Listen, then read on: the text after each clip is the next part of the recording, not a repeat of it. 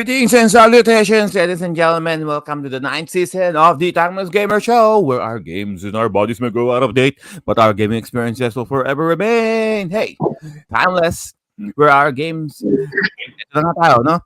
We're streaming live now in Facebook, YouTube, and Twitch. And for all of our archive videos of our previous episodes, you can still check them out by going to the YouTube channel of the Timeless Gamer Show. And you can still listen to uh, the audio side of things by going to the major audio streaming platforms by searching in Timeless Gamers Show. And previously, here in Timeless Gamers, so we discussed last week the disappointing video game sequels.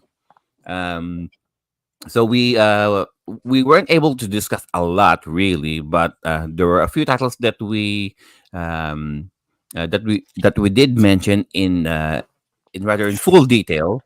So if you guys are curious about what games that we did mention, just go on to the YouTube channel of the Timeless Gamer Show, or just listening in to the games that we did mention at the audio streaming platforms like Spotify, iTunes, Google Podcasts, Apple Podcasts, all of those. For this episode, it's a very special one because the topic was suggested to us by one of our special panels here for this evening. But we will introduce our panel for tonight. Sir Banyaga Native, Sir Joel. Hello, good morning, good afternoon, good evening, whoever you are, wherever you are. Welcome back to the Timeless Gamer Show. And we're really going to be getting into it tonight because the topic is the cost of nostalgia. So, yeah, how deep are you willing to dive into your pockets for the stuff that you wanted when you were a kid? But, we'll get into that right after we introduce everybody else. Back to you, Joe. All right, thank you for that, Sir Joel. And Sir Joe Morot, Sir Joe Moore. Hello, hello. Welcome sa inyong lahat. So, we're back in the show, Timeless Gamers. Do sa mga ubus biyaya at gastador diyan. Perfect sa inyo 'to. Makinig kayo ngayon. Mukhang maganda magiging balitaktakan natin today. And that's it. All right, thank you for that, Sir Joe Moore. And of course, live now from somewhere, doing his staycation. Hindi mag-staycation ito eh. Sir Ray. Hi. Morning. Good evening. Gising. Uy, Bagong gising pa eh. Okay lang yan. Mukhang malamig ngayon sa kinalalagyan niya ngayon eh, no, Sir Ray? Oo nga eh. Yeah. With my father-in-law in the background. Okay Parang lang yan. the last time I saw Sir Ray, yung nakahalundusa siya sa kama. Easy. All right. Mukhang pagod si Sir Ray no, for the last few weeks. pagod matulog. Pagod matulog. And of course, the one who suggested the topic for tonight, the cost of nostalgia. Mhm. We got Sir Bernal Drew returning back to the show, live coming from Japan. Sir Drew. Thank you so much nga pala, at masaya ako ngayon makakapag-Tagalog ako dahil yung mga huling invitation ni Sir Joe puro English episodes, kaya medyo nahugot ko lahat ng intellectual properties ko sa utak. Naubos, natuyo yung utak ko, kaya thank you so much for inviting me sa Tagalog episode. Oo, hindi. Ngayon jam session tayo. Relax lang. Enjoy. Ganyan talaga if we don't have our friends from Europe. Sige, go. Let's be casual about it. But, all right. So, the cost of nostalgia, guys. Okay. For this episode, we have collected the people that I know, who are the biggest spenders that I know. All right. And spoiler alert, hindi po ako kasama doon. So the best people to talk about spending that Is much myself for their dapat. nostalgia. Okay. Itong mga kasama ko, pinalilibutan po ako. No? And so let's just get into it. So the biggest question is, nakamagkano na nga ba? How much have these people already spent just to relive those past memories and past experiences. Mhm. Let's talk to the person who spent the most, allegedly. We're not going to disclose about how much.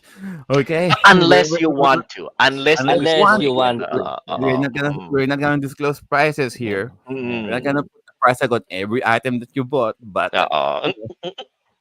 so Basta wag mo cumulative. Mm. Wag yung total. let's start Wag yung off total, range lang, range. with the range. And speaking of range, Mm. let's start off with with the person with the biggest range out there at the background. Sir Mm. Drew, let's start with you. Oo nga. Ay, hindi, ano Umpisahan lang mo. to. This is Background an lang ba yan? image. Hindi to totoo. Oh. Kita nyo, gumagalaw siya. Anyway. Ang sinasabi ni Drew, sample pa lang yan. Yan yung mga That is just yung mga one wall nakalabas. na Oo, yan. Anyway, Go ahead, Drew. ano Go ahead. naman, wala naman ton lahat. As I've always said, lahat ton nasa likod ko kung wala yung suporta ng asawa ko at hindi niya nalalaman yung total. Mm-mm. Yun eh. Tama. There's two Ako things. rin nagtatabihin So ko. basically what you're saying is there's supposed to be two things. Dapat Mm. portado ng asawa. Mm. Number two, di dapat alam ng asawa Hindi magkano. niya alam. Yes. Nga. Oo, totoo Alam yun. niya yung individual pricing niya kasi usually magtatanong muna ako, pwede ba akong bumili nito? Tapos papakita ko yung I don't know if you call it grooming or something, pero ang ano kasi ang gawain ko kasi pinapakita yung resibo, yung magkano, yung ganyan. Hanggang eventually nabwisit na siya, parang ang wag mo na ipakita, okay na, sige na, bilhin mo na lang, bahala ka na. Hindi, parang binabuffer mo yung feelings niya, 'di ba? Parang alam na niya kung ano yung incoming, 'di ba? Oo, parang inaano mo siya eh. Ganun na nga. Dinadahan-dahan mo eh. Oo, ganun. Pero in all honesty naman, ang rules naman namin usually, and also, I don't know if isa pa, ako kasi yung taga-budget namin. So, what happens is, Ako, mali. Yun ang mali nyo. Oo. yun ang mali niya. Agad nagka-budget. Anyway, what happens is, she actually hands me all of her, as in, all of her salary, bibigay niya sa akin para ako na bahala mag-ano-ano. So, what I would do is, I Swerte would, nito. 'di ba, billings, loans, whatever, yung mga ganyan-ganyan, fridge is full, ganyan. Tapos nun, saka na ako pwede ba akong bumili? Ay, meron na akong i-pre-order, hindi pa babayaran ngayon kasi pre-order siya, so darating siya mga 3 months later, ganyan-ganyan. Or, ito yung na-order ko last time, which is, totoo naman. So, I think sa sobrang dami nung information na ayaw niya na i-process, parang, sige. Alam mo, idol ko to. Basta meron Itong tayong bagong provider. Bakit, Jomar? Bakit? Sige. Hindi, kasi ang galing siya yung mahawak eh. Tapos, di ba? Ang galing eh. Ang galing yung Sir Drew talaga. Idol kita. Hindi, ang sabi ni Jomar kasi, the fact na ikaw yung humahawak ng finances at ikaw yung nagbabalanse ng mga expenses, income and expenses, means na you're basically in control of kung ano man yung mga interesting sa'yo tsaka kung ano yung mga kaya ninyong kunin, gano'n. And that's perfectly fine. I mean, at least the fact na nga na alam mo yung incoming mo na pera na iba-budget mo ng tama, na hindi kayo na negative. Actually, it's a lot more easier kasi nag-discuss nga kami ni wife last time while driving, na sabi ko, ang hirap naman siguro nun kung yung mag-asawa may kanya-kanyang pera, pero syempre to each their own. Ganyan ng namin. Kasi siguro so used na kami na I budget all the things na yung tipong pinapaalam ko sa kanya lahat ng budget, pero since ayaw niya ng stress, parang as long as meron yung sasabihin mo, ito yung saving natin, ito yung pumasok, ito yung lumabas, ito yung mga babayaran natin, nabayaran natin lahat. As long as meron siyang yung at ease siya na wala kami magiging problems financially, since she does not have to worry about taxes, billings, and all of that, since it goes through me, na and walang nagiging problem. And for the longest time, since we're gonna be celebrating 20 years of marriage this year. So Oh, Congratulations. congratulations! Congratulations. Nice, nice, nice. thank you. Omerito. So for that, ano ba yan? Parang masyado na akong tuting my horn neto, buwis. No, no. Okay lang yan. Anyway, Okay lang yan. Ang point natin dito is nire-relate natin yung mga personal experiences natin. yeah, And yeah, kung ano yeah. man yung natututunan ng mga tao na nakikinig, malay natin, baka makatulong sa kanila, di ba? So, tuloy mo lang, Drew. Tuloy mo lang. So, ayun nga. So, I think dahil na-set ko yung tone in our marriage na she does not have to think about all of those things, and I handle all of the finances, and she could be at ease doing whatever she wants. And if she wants something, all she needs to do is ask me, and I'm actually very excited pag may hinihiling sa kanya asawa ko, kasi I would go if she wants, for example, a set of jewelry. I would in a snap. That's the first thing that I'm gonna do, and she knows that yung priorities ko, even if I collect all of these things, I spend so much money on these things.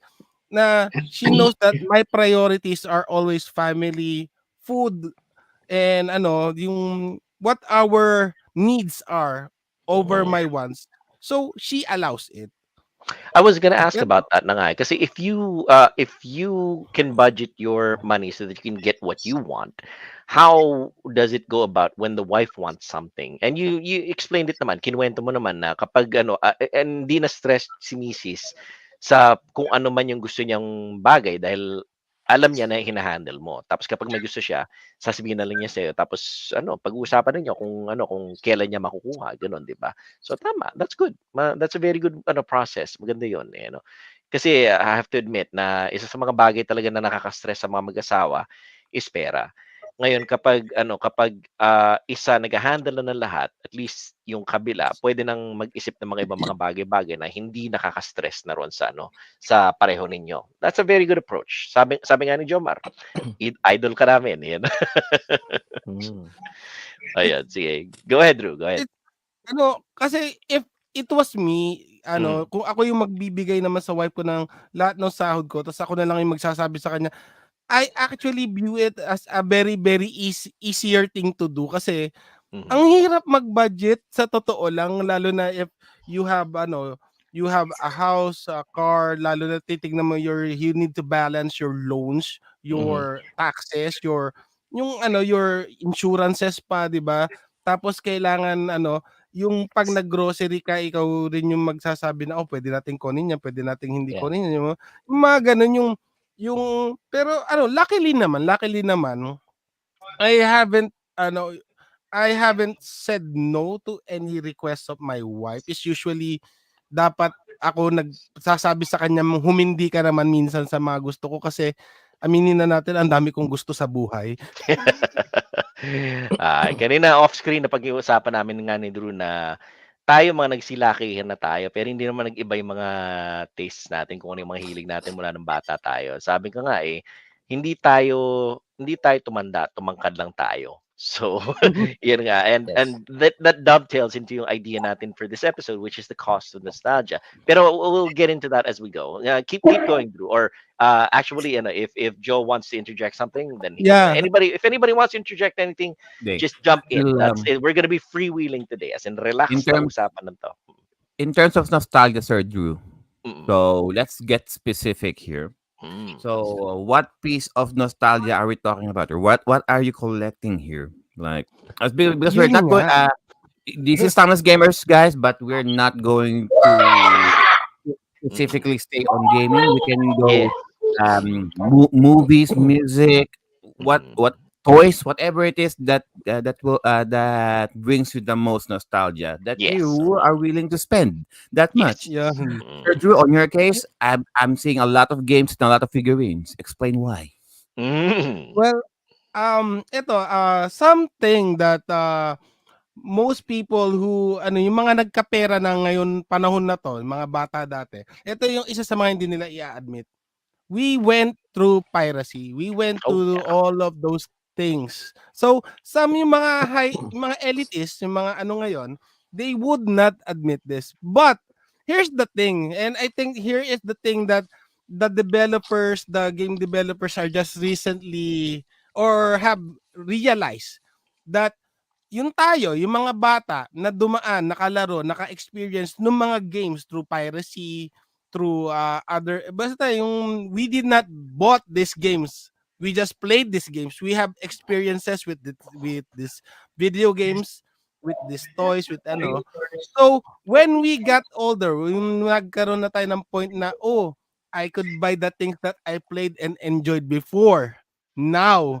So, not only are we trying to buy those experiences back, not only are we trying to own what kumbaga ba giving back to the ano, 'di ba? Para we're giving back to the experiences that we enjoyed.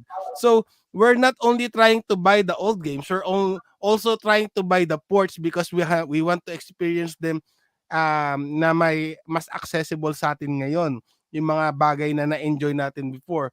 So, having said that, so besides video games, there are also toys. There are also things from the 90s. Like example, I have this Jordan bobblehead. Dahil Uy, nice. during 90s, everybody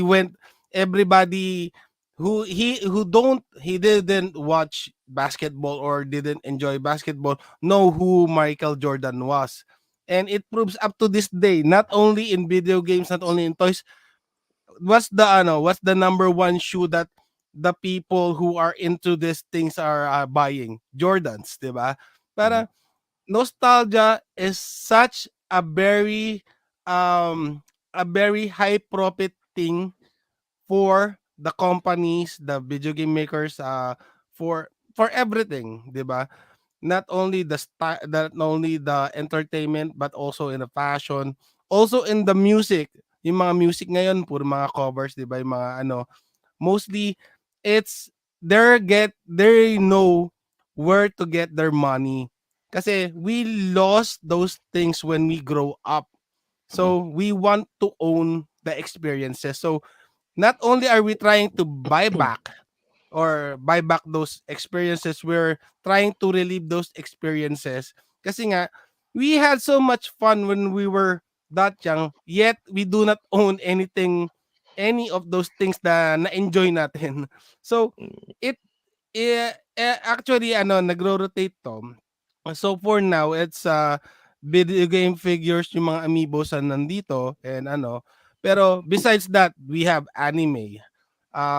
We had the old movies, yung mga Back to the Future, we have Home Alone, we have so many things that we are buying now, na things that we not only did we not own these things, but these things we're trying to look for something tangible, kumbaga ba. That for me is why I collect. And it's also kasi after everything's done, kahit man sabihin natin na most of this 90%, 95% of this are backlogs, not only am I looking forward to playing these things if I do ever get to the point na makapag-retire, I also just love sitting here and looking at this kasi one of the things that I remember fondly, well, two things. One, yung if you guys have read video game magazines before, meron doon yung parang crossword puzzle, tapos mapapanalunan mo yung home video game home setup. Meron kang PC, I think PlayStation 1 and 64, ganyan-ganyan. Basta may notorious siya sa mga gaming magazines like EGM, PSM, yung mga ganon.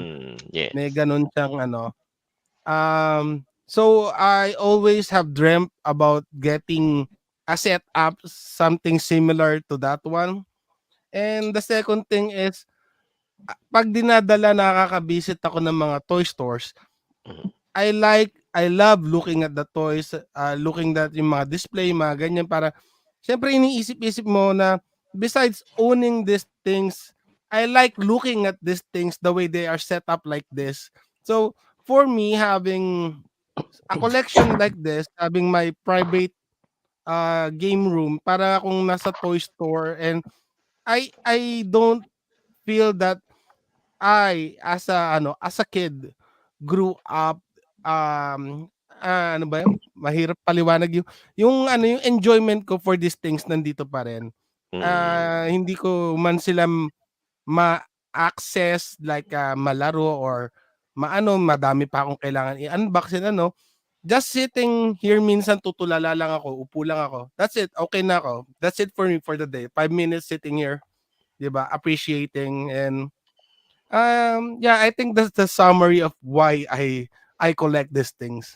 Mhm. All In other right. words, basically, Drew is saying that he's experiencing a lot of delayed gratification right now. Nag-ano siya na yung I imagine Drew sitting down. Ini-imagine ko na si Drew nakaupo, sitting down, looking at his collection right now. And then kinakausap niya yung younger self niya. He time travels in his mind, talking to his younger self, saying, "Oh pare, we made it. Nakuha na natin lahat ng mga bagay na ano na inaasam-asam natin nung ano na nandriyan ka, ganun eh. Ano. So that's how I imagine Drew is. And in a way, we're all like that. Na we're trying to make sure na yung mga kinasiyahan natin dati na hindi natin na own or na bigyan ng katotohanan is ngayon nangyari na talaga. Yeah, sige. Back to you, John. Well, we have Sir Joel right there in Mhm. focus. Mm. Let's go with Sir Joel naman this time. So, Mhm. Joel, how much are you willing to spend? Sige. Ito, here's an example. Ako may The biggest spreadsheet. example. Hindi. May Oh, spreadsheet. yan, ilabas na natin yung spreadsheet. May Sige, sige, sige. spreadsheet yan. Ano yan? May table po yan. Excel format no? Pero hindi, imbis na Excel, LibreOffice ang ginagamit ko kasi ayokong gumastos para sa Microsoft Office eh. Subscription na siya ngayon eh. Pero hindi, the idea naman kasi, like, you know my story. I think I've told you guys my story. Dati-dati kasi, nung bata ako, hindi naman kami ganong karaming pera. Meron kami, we can make do. Middle class kami talaga dati. Pero hindi kami kaliwa kanan pwedeng bumili ng kahit na anong gusto namin. Isang bagay lang talaga hindi namin tinitipid sa amin, pagkain. Kapag may gusto kaming kainin, yun ang bibili namin, kakain kami. Pero anything else, medyo kailangan i-budget yon, tapos kailangang pag-ipunan. Ngayon, nung nagpunta yung mom ko rito sa US, nung bata ko, isa yung ni-request ko sa kanya. Pakibili ako ng isang bala ng Fantasy Star 2. Fantasy Star 2 para sa Sega Genesis. Ay ngayon, she stayed here in the US for about a year or so. Tapos pagbalik niya, inuwian niya ako ng isang bala ng Fantasy Star 2 for Sega Genesis. Pinag-ipunan niya yon. As in talagang yung kita niya rito, medyo nag-set aside siya ng pera para bumili ng isang bala. Dahil kahit papaano, nung bata tayo, kahit na nandito sa US yung mga tao, mahal pa rin yung bala. Inuwi ng mom ko yun sa akin, yung Fantasy Star 2 para sa Genesis sa Pilipinas. Nilaro ko ng todo-todo. Kompleto yan. May hint book, may map, may everything. Sealed in box. Tapos, nung natapos ko siya, dahil bata ko, hindi ko pa alam yung halaga ng mga bagay-bagay, nung natapos ko siya, binenta ko. Dahil, hindi na, tapos ko na Ngayon na eh. yun Ano eh. pa ang gagawin ko? Yeah, Ganon. yeah. So, sobrang tanga ako noon. Ganon eh. Wala akong kakamuang-muang na yung bagay na yun pala. Hindi lang the fact na magmamahal siya in the future. It's also the fact na pinaghirapan ng mom ko yun dati. Tapos talagang pinaghirapan niya na iuwi papunta Pilipinas para ma-enjoy ko. Damas ako noon, tanga ako, hindi ko alam kung paano pangahalagahan yung mga bagay na pinaghirapan ng mga magulang ko. Binenta ko. Ngayon, na-reassemble ko na siya uli. As in, piece by piece, binili ko yung Sega Genesis na cartridge, binili ko yung may kahon, binili ko yung hint book, binili ko yung mapa. Na-reassemble ko na siya uli ngayon. And lucky enough, my mom is still alive to actually see that. Pero if given the chance to buy a brand new in-box copy of Fantasy Star 2 na hindi pa Nakaw. nabubuksan, na with the hint book, with the map and everything, I checked eBay prices right now, and I think they're going for about $600. I'm willing to spend Holy that. shoot. Ganon eh, no? So I'm willing to spend that because of the fact na para sa akin, hindi dapat binatukan ko na yung batang self ko dati nung binenta ko yung Fantasy Star 2 na yun. Dahil hindi niya alam kung paano pangahalagahan yung mga bagay na pinaghirapan ng mga tao dati. Who Speaking was my of mother? Fantasy Ganon. Star 2, dito sa Mm-mm. Facebook Marketplace namin, Sir Joel, Mm-mm. somebody is selling Fantasy Star 2, Mhm. complete everything. Hindi Mm. siya brand new, but it has everything. Yeah. However, in Japanese, he's only Ah. selling it for 60 Australian dollars, and I'm like, Mhm. gusto ko siya, but it's in Japanese. Why would I Much? even Mm. anin ko yun? Oh, Sir Drew might like it, but ano Mm. gagawin ko doon? For Mm. collecting Ah, purposes, sure, but I'm not. Pero ako kasi, if oh, I'm going to collect something, I want something to at least kahit paano malalaro ko siya. yeah. Mm. By, I mean, in the future, sure. Yeah. If it's in Japanese, andyan lang siya naka-display, pero di ko naman siya Yeah, malalaro. oo. Yeah. And you go ahead, Drew. You were about to say something. Ah, actually, ito yung isa sa ano ko, isa sa rules ko for Mm. collecting. I collect for two things. Either I just want to display it or Mm. gusto ko siyang malaro. So, if Mm. I just want to display it, katulad ng Final Fantasy 7, 8, saka 9 ko, I bought them Mm. 100 yen each. So, less than $1 for Oh, each one nice. of them. 100 yen for For all of those pang-display. three? Yeah. What? Mm. Yeah, Tapista. pandi-display lang naman. So, yeah, Mm. go ahead. So, Japanese ano. Mm. Pero if I Right, want it's to play Japanese. it, yun na Mm. yung medyo tataas na yung ano, 'di ba, yung value niya kasi Mm. kailangan Yep. mag-R1 ka na, mag-aano ka Mm. na. Pero at the same time, I would look for the best possible way to play Mm. it na ano, na hindi emulation or hindi ano, for buying it physically.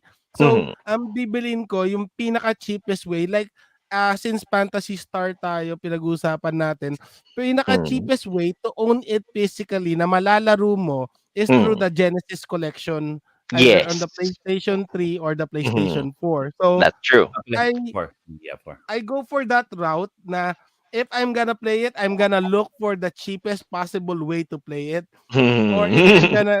gonna display it, I'm gonna be looking for the cheapest, dirt cheap way na Mm. maidi-display ko siya just for that.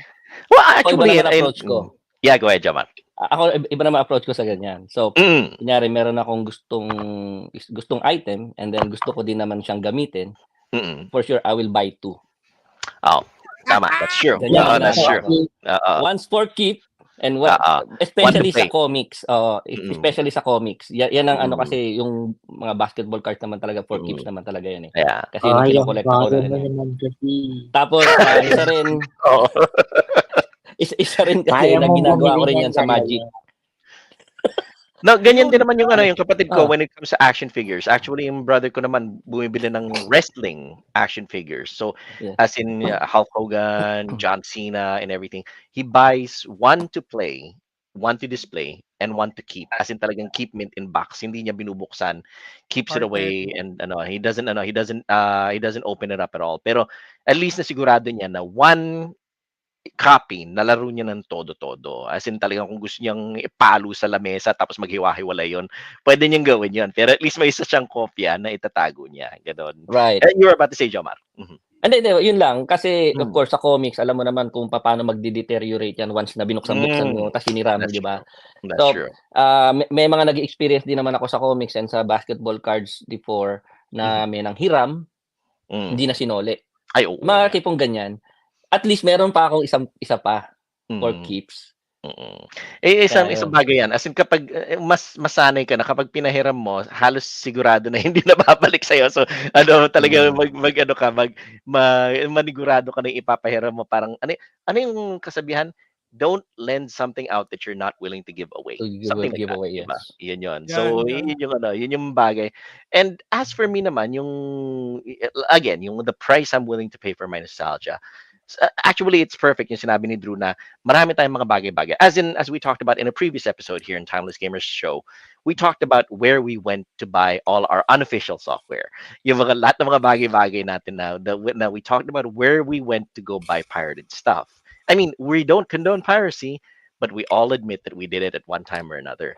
So, one thing is, sinabi ni Drew na we had the experience of enjoying all these things, all the music, all the movies, all the video games and everything.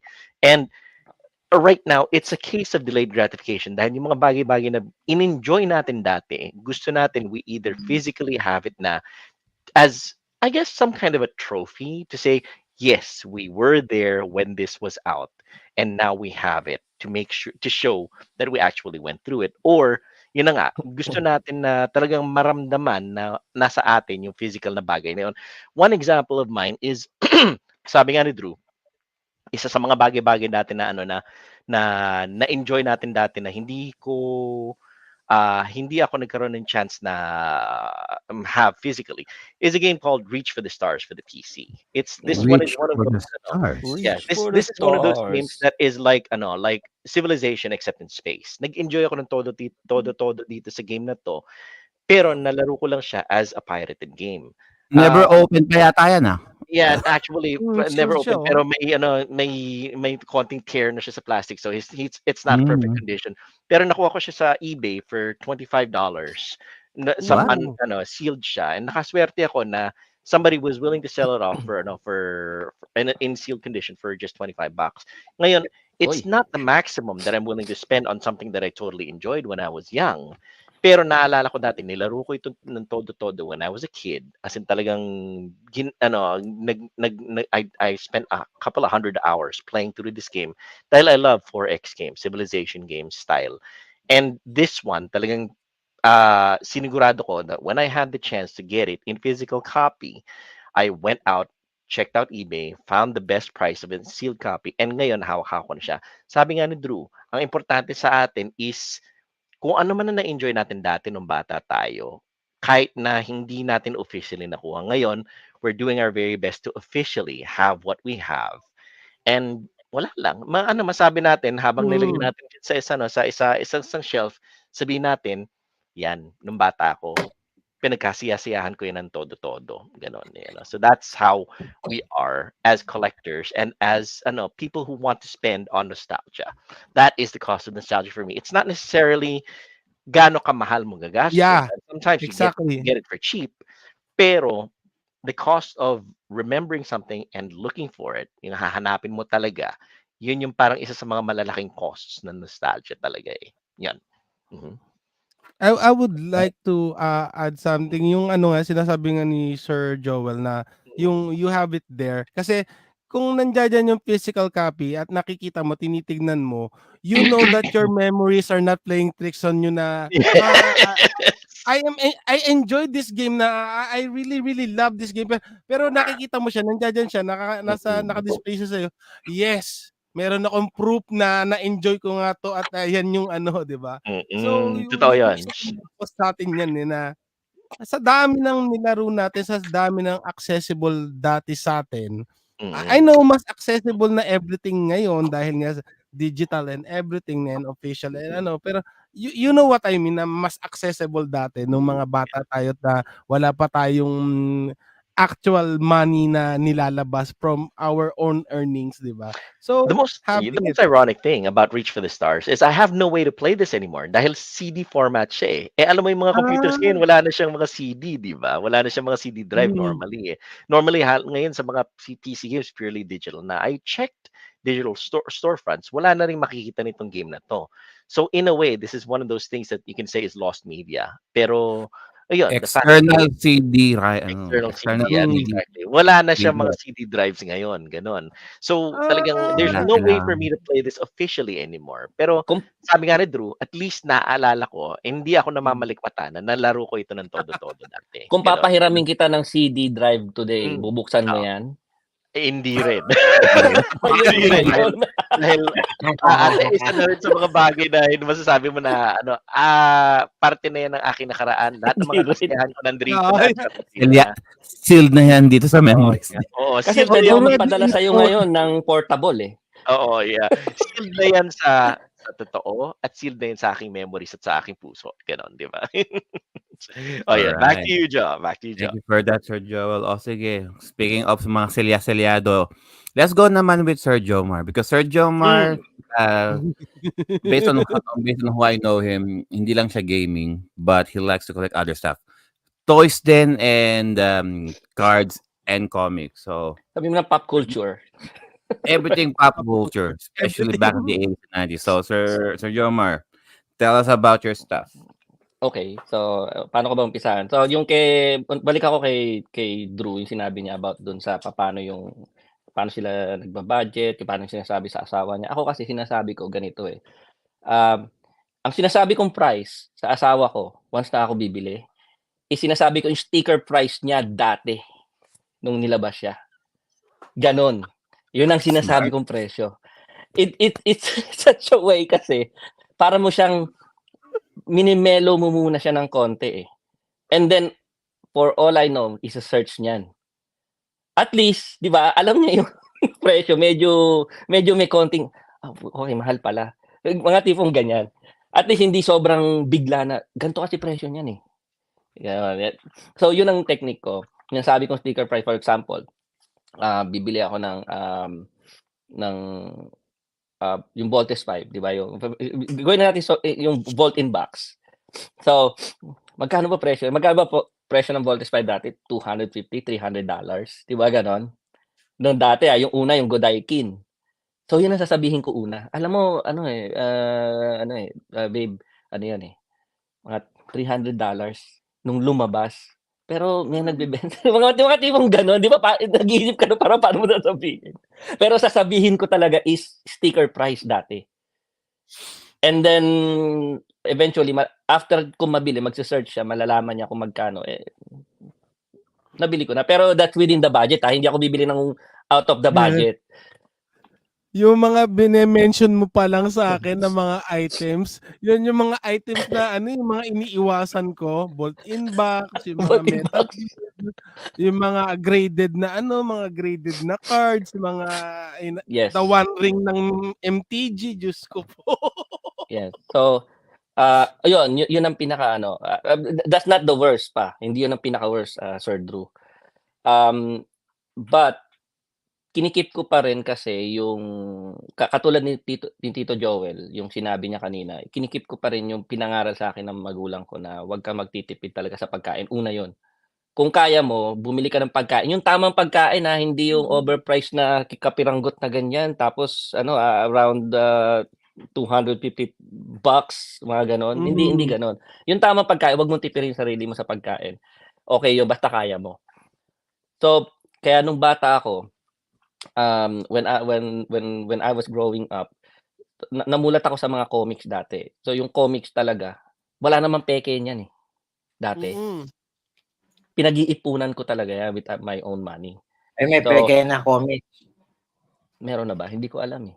Peking Pinoy. Funny Comics.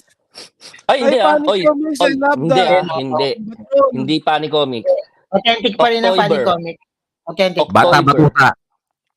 Yung October dati nung nandun ako sa Pilipinas, meron ako nakatabi na meron siyang Combatron na comics, pinapirma niya yon. Oh my God, ayaw niyang bitawan. Hindi graded. Talagang ayaw niya talagang ayaw niyang ibenta. Sumubok din ako noon. Hindi niya talaga ibebenta, which is really good. From episode 1 hanggang dun sa pinaka-last, meron siya. Which is really amazing. Ayun, so babalik nga ako dun sa istorya ko.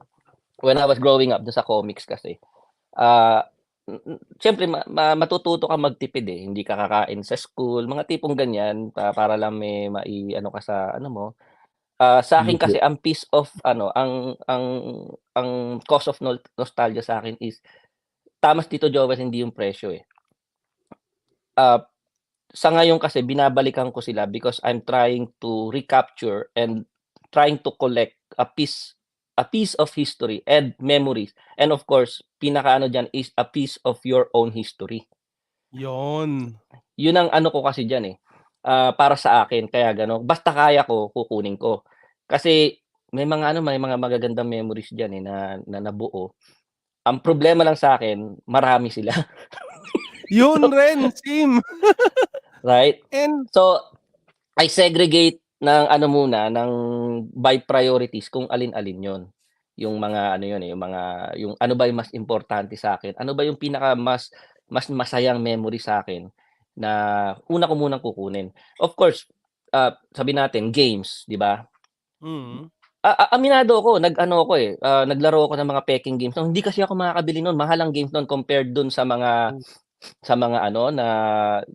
mahal ang basketball cards, but yung games dati mahal din eh nung bata ka eh. So nag-opt in ako sa mga pirated or sa mga ROMs dati. But then nung siyempre lumalaki ka, parang yung urge mo kasi nung bata, magkakaroon ako niyan eh.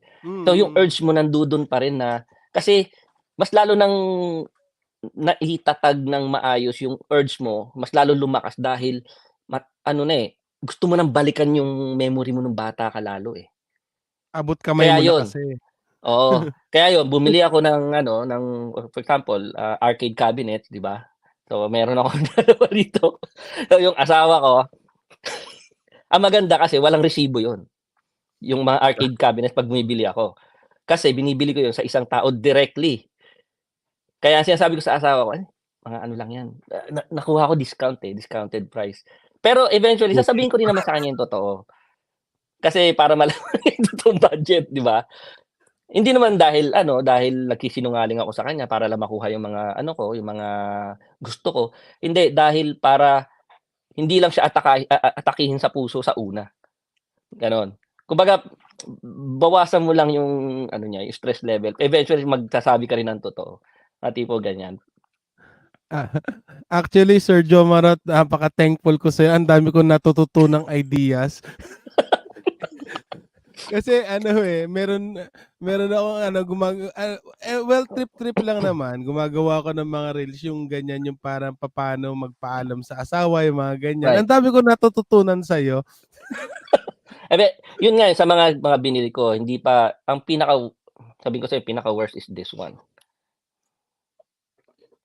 This one is the pinaka-worst Black Lotus! Yes. Yan ang Black Lotus!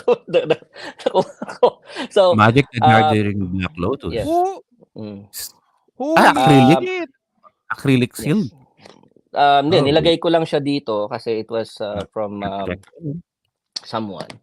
So, nakuha ko siya in a discount price, pero yung discount price, hindi pa rin discount price. Tipong ganun. So, as of now, kung tatanungin, ito yung pinaka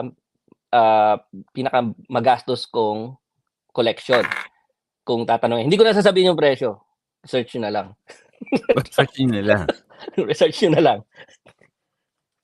Hindi ko rin sasabihin. Go. Hindi ko sasabihin yan. Hindi ko ibebenta si Sir Jomarot. Sabihin na natin napanood ko yung episode nung niyan, yung nagpo-pull sila, tapos pag na-pull niya daw yun, kasi nga yung niyan, yung pinaka-value niyan, kumbaga ba, sa MTG collecting, yan yung pinakil yan na yung pinakamahal na card. Hindi, except for the One Ring. Except for the One Ring. Except for the One Ring. One Ring is siyempre sabihin natin 2 million yun. Yun ang binibili ni Post Malone eh. But yun, ito kasi sabihin ko, I got this below $1,000. Oh, good. Yes. Oh, lupit. Mm-hmm. With a promise. Yun na lang. Okay. Pero ang lupit, ang mura. Mura siya. 'Di ba? Pero I just like to add something, medyo magre-rewind lang ako kasi yung sinabi mo regarding sa pagkain, 'di ba? Syempre first and foremost, for anybody listening or gonna watch this, always prioritize food no matter what your habit is. And the thing that I'm gonna add is isa pa sa rason kung bakit nakakapangolekta ako, hindi naman sa magaling ako magluto. So, ang imbis na minsan yung ikakain namin sa labas, kung kaya kong magluto na mas masarap doon sa kakainan namin, yung matitipid namin doon, isa sa mga pwede kong sa asawa ko na, yung imbis na yung naitipid natin dito, pwede ko ba ipambili? Ganun, yung alam mo Right. Totoo naman. 'Di ba? Kasi kakain ka sa restaurant, 4 kami. We're gonna spend sabihin na natin $100. So medyo magbo-buffet kayo, 'di ba? That's a perfectly normal price for 4 people ba sa US? Tama ba, Sir Jomarot? Something like that. Hindi na. No? Oo, dati. Pero ngayon hindi na. For a buffet for 4 people, no. Yep. No? Hindi na. So, ganun yung ganun yung price dito sa Japan nung eat all you can na yung Wagyu, eat all you can sa yakiniku. Ay, mura yun kung Wagyu for $100 for people. Talaga? Yeah, $100 for people. So yun, Hindi na kung nakapagluto ako no, na makapagbigay ako ng same experience, same gratification sa pamilya ko na gano'n, masaya sila sa kinain. Sabay tatanungin mo, sarap? Okay ba? Happy kayo? Happy kayo? So, saka ako hihirit na, may gusto akong bilhin. Syempre, dahil maganda rin yan, gratified, magandang di technique ba? yan. Di ba? Inuna mo sila, pinakain mo muna sila, di ba? Na satisfied sila sa experience nila. So, may bibiling ka, yung imbis na iginastos mo doon, yun yung ipinambili mo. So, parang quits-quits na lang. Right. Tama. Ang galing Pwede yan Kumbaga, i-indulge mo muna yung urges nila and then saka mo banatan Yes. sa'yo. Di ba? Kasi, ang tawag namin sa probinsya niyan, I think, ang tawag naman dyan, padulas. Padulas, oo. Padulas. Pwede. Kasi, hindi na sila makakatanggi. Parang yung nahuli sa violation, yung papadulasan ng bibigyan mo ng incentive. Bibigyan mo ng incentive yan, para sige na.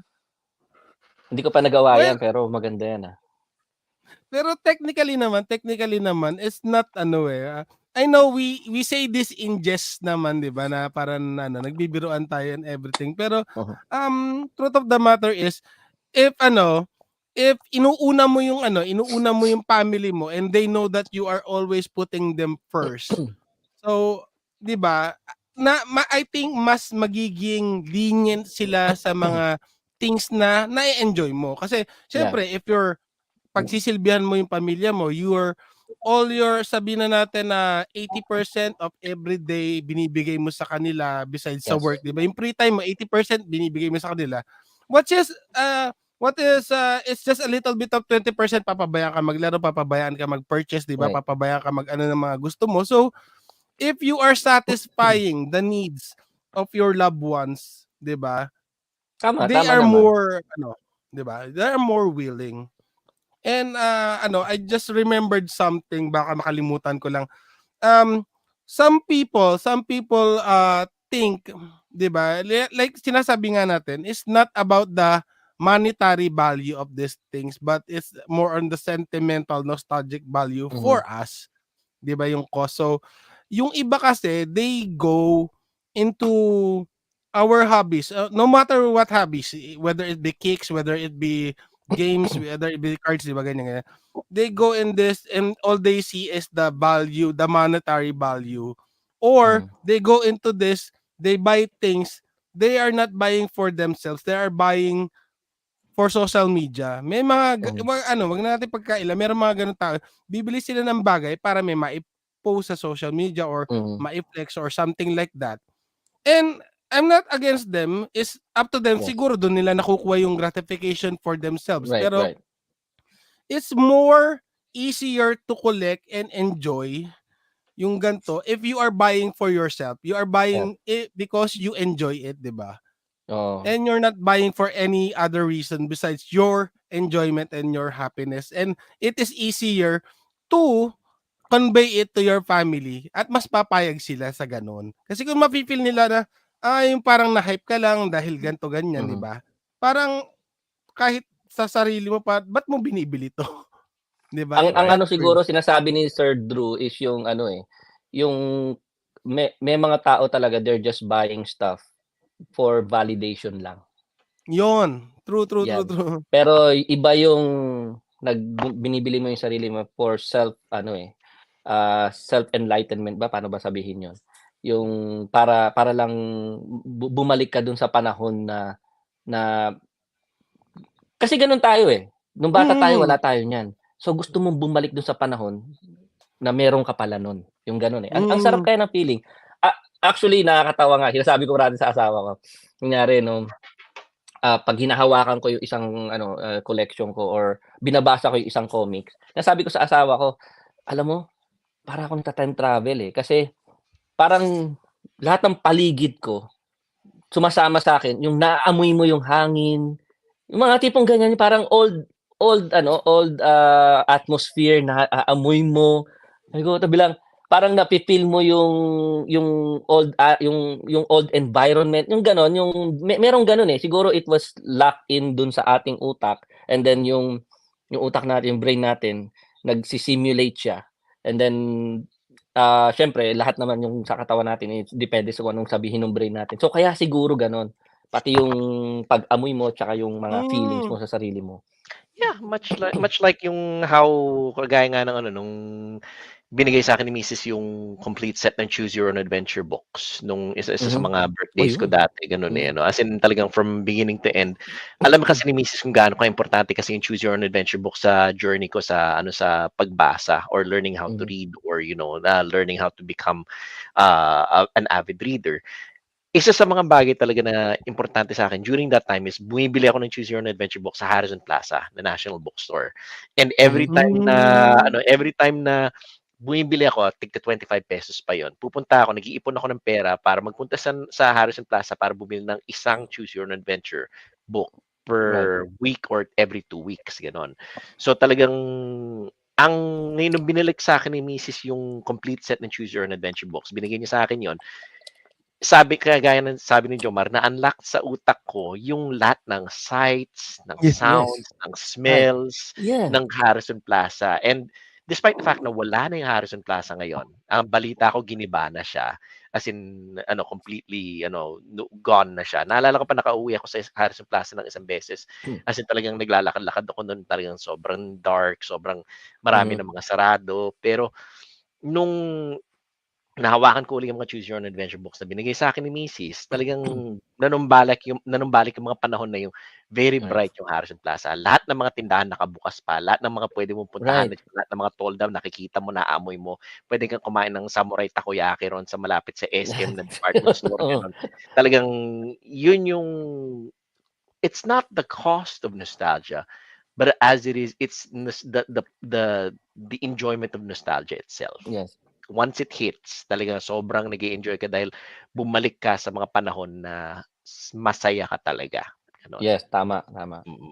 Yun yung nga kasi Tito Joel, tama yung yung sabi mo, di ba, yung about sa adventure books. Ako, pag nandun ako sa isang, sabi mong toy store or isang basta meron akong kailangan doon, pag hinawakan mo siya, tapos bilang may bumalik talaga sa'yo na talagang real life na VR, parang VR pero mas matindi 4D kasi nararamdaman mo Yun. Pag may bumalik sa'yo, ginagawa ko, binibili ko na yun. Pero kung wala, kunyari kasi meron kasi okay lang. Ano muna ako dyan? Okay, sige, susunod na lang yan. Sabi yata ni Marie Kondo yata yan, it sparks joy. Pero it's not just sparking joy. It's not just sparking joy, it sparks a return of nostalgia and yan, malaking bagay. Pero yun nga, the cost of that complete set of Choose Your Own Adventure books, according to the missus, was close to $2,000 if I remember correctly. Yung nagastos niya doon para doon to make sure that my birthday was very special that year. So the cost of that one was $2,000, but the enjoyment that I got from it was priceless. Priceless, yes. Ito nga ang pinaka siguro masasabi ko para sa yung lahat mag-a-agree, pati yung mga audiences natin. Yung ang masasabi ko lang yung nafi-feel ko na mafi-feel nila. Malakas to sa sa malakas maka-nostalgia is nostalgic effect is mga kanta. Kasi si Roselo nandiyan dyan Remember when you hear some song talaga kahit nagda-drive ka, putya, parang nag-iiba yung environment mo So I think mga audiences natin mag-a-agree sa yun yung nafi-feel ko pag once na nagbabasa akong comics, nakita akong laruan, ganun. Hindi lang yung nakikita mo sa mga sine yung nagwo-wavy yung background, yung nag-iiba. Hindi lang effect yun, totoo yun nangyayari talaga yan, lalo na kapag narinig mo yung Manic Monday by the Bangles or narinig mo yung mga new wave songs na na Golden Boy by by name of the band, or like The Bridge by Cactus World News. Babalik ka ron sa mga panahon ng high school mo na nagpupunta ka sa mga junior senior prom mo, tapos nag-i-enjoy ka kahit na masakit na yung mga buto-buto tsaka lumalagutok ka na, mapapasayaw ka pa rin True. Right. Oo. Ayun, so there. Anyway, back to you back to you Joe. All right, thank you for that, Sir Joel. How about the survey? Curious naman ako sa kwento ni survey. Oh yeah, nga. Di ko alam kung bakit ako nandito, puro may Ano ba Yaman, Diyos me. Hindi, wala lang. Mayaman Akala lang mo sa lang. alaala. Mayaman sa Yes. alaala. Si Jomar. Oo. I agree. Si Tito Jomar, para mabili niya yung gusto niya, ay yung collector's item, kailangan dalawa yung bibili. Hindi sa lahat 'yon, hindi sa lahat 'yon. Ano ka ba? Kung sa lahat 'yon, putya, siguro ano ba? Bukit mo. Baka baon na ako talaga ngayon.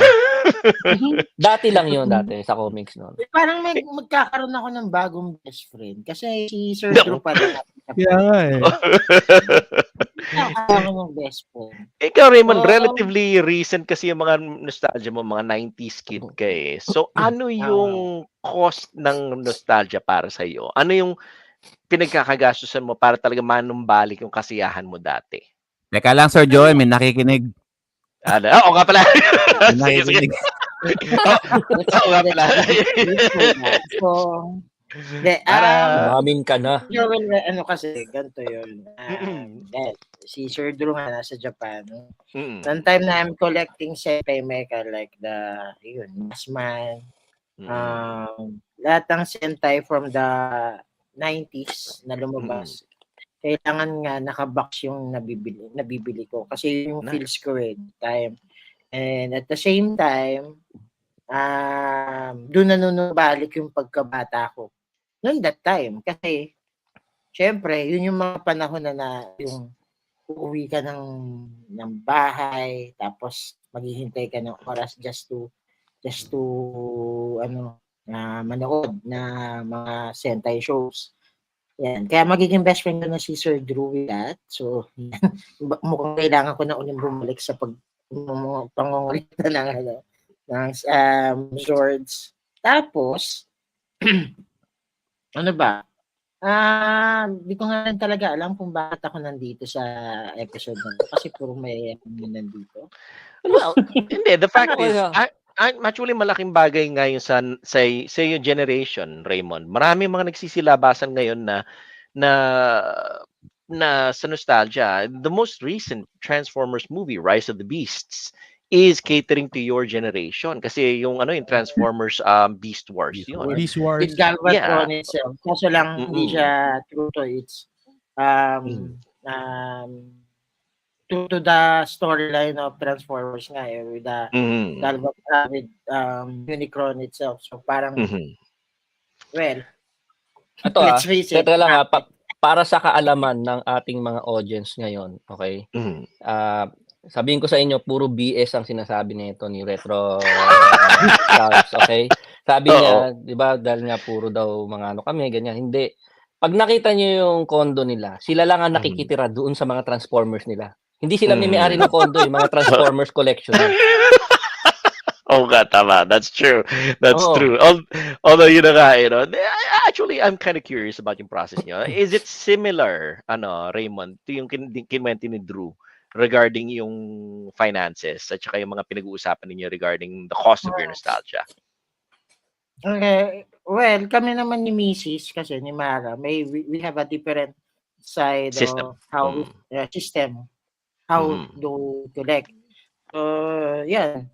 Just like Sir Drew nga, siya yung naghahanap ng finances. Si Mara naman, separate kami. So, the thing is, lahat magpapaalam din regarding kailangan, kunyari, for example, may gusto ko bilhin or may gustong bilhin si Mara, magtatanong muna si Mara kung pwede ba or kung kaya ba ng budget. Titingnan namin may mga expenses kami kailangan i-push muna bago i-bilhin. So, yun nga. Pero the thing is, as a husband and wife kami ni Mara, yung namin,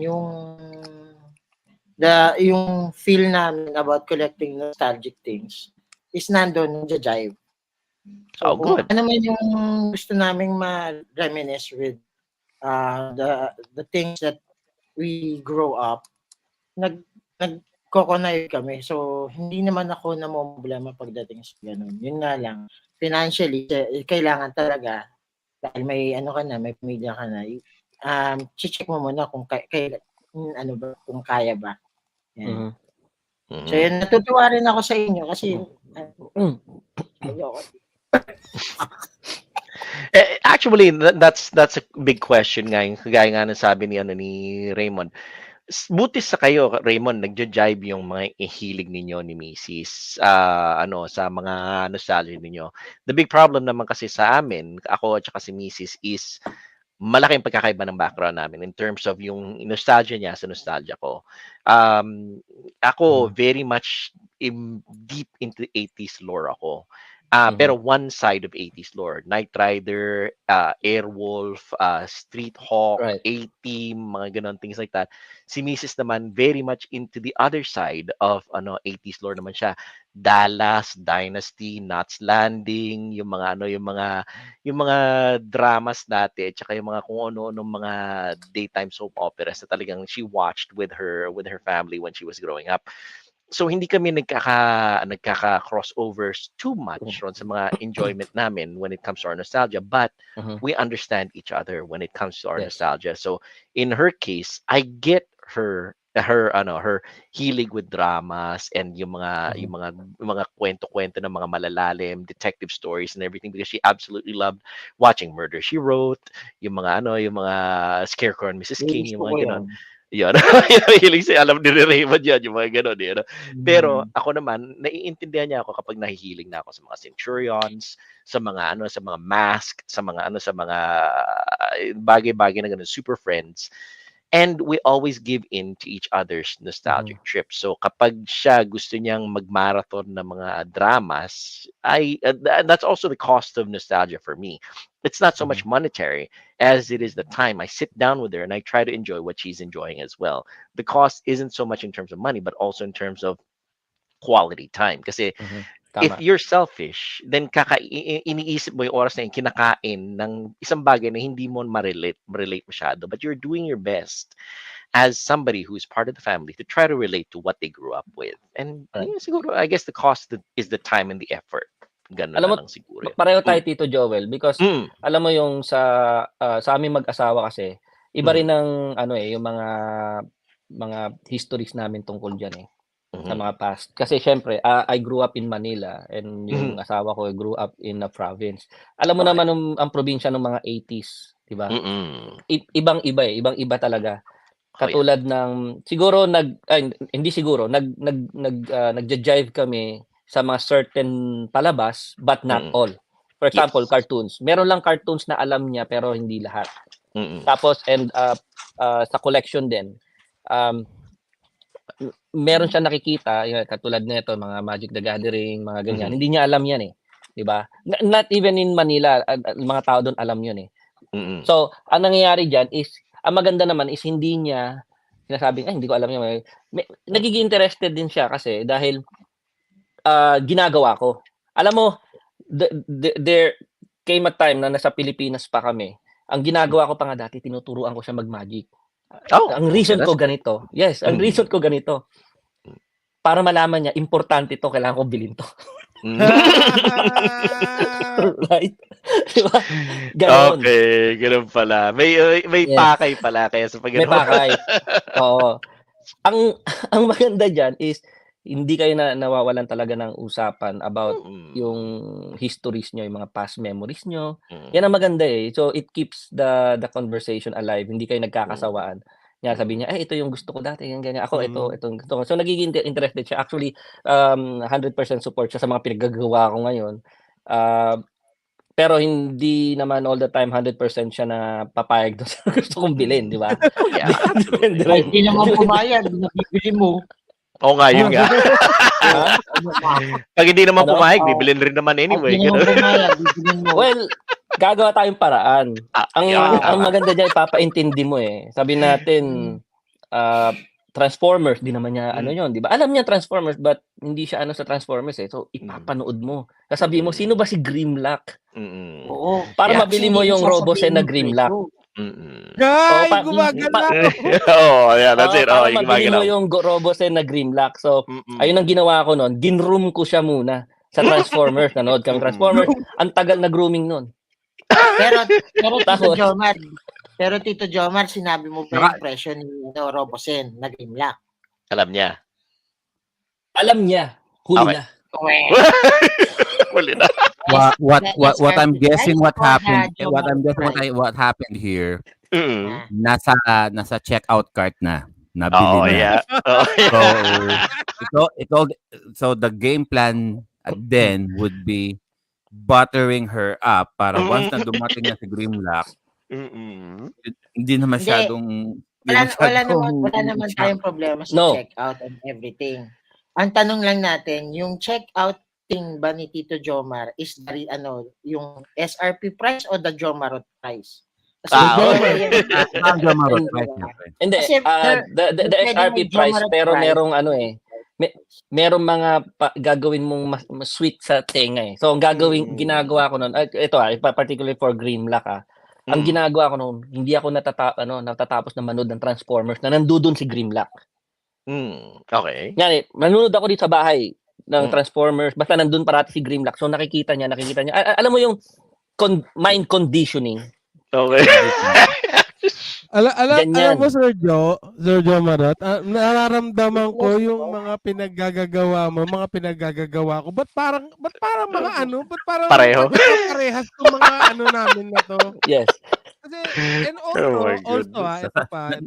May nakikinig pa sa likod. Yung asawa ko, nung nakilala niya ako, actually, before we got married, she didn't know I was a geek.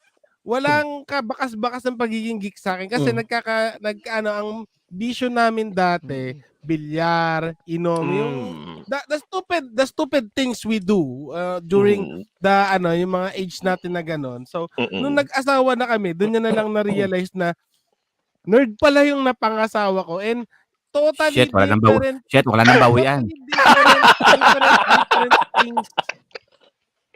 Ang asawa ko, neat. Meet Eddie. Hikikomori. Yeah, shit. Hikikomori. Yes!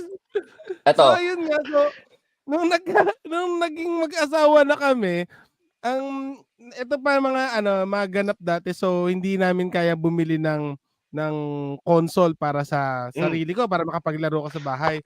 Ang gagawin niya kasi during that time, nung umpisa kasi siya humahawak ng finances. So, bibigyan niya ako ng 20 yata or something para makapag-rent ako ng PS2 sa kasi Pasig Palengke somewhere there. So, ang gagawin ko, imbis na, siyempre, 20 lang yun. 20 lang yun. Kailangan ko yun, buong 20 na yun para sa isang oras. Lalakarin ko yun, papunta doon, tapos babalik ako sa bahay, naglalakad. Parang, wala, hindi naman ng bata, binibigyan ng baon ng gano'n. So, during that time, naisip niya na, talagang nag-e-effort siya para lang makalaro, ganyan-ganyan, kahit isang oras lang.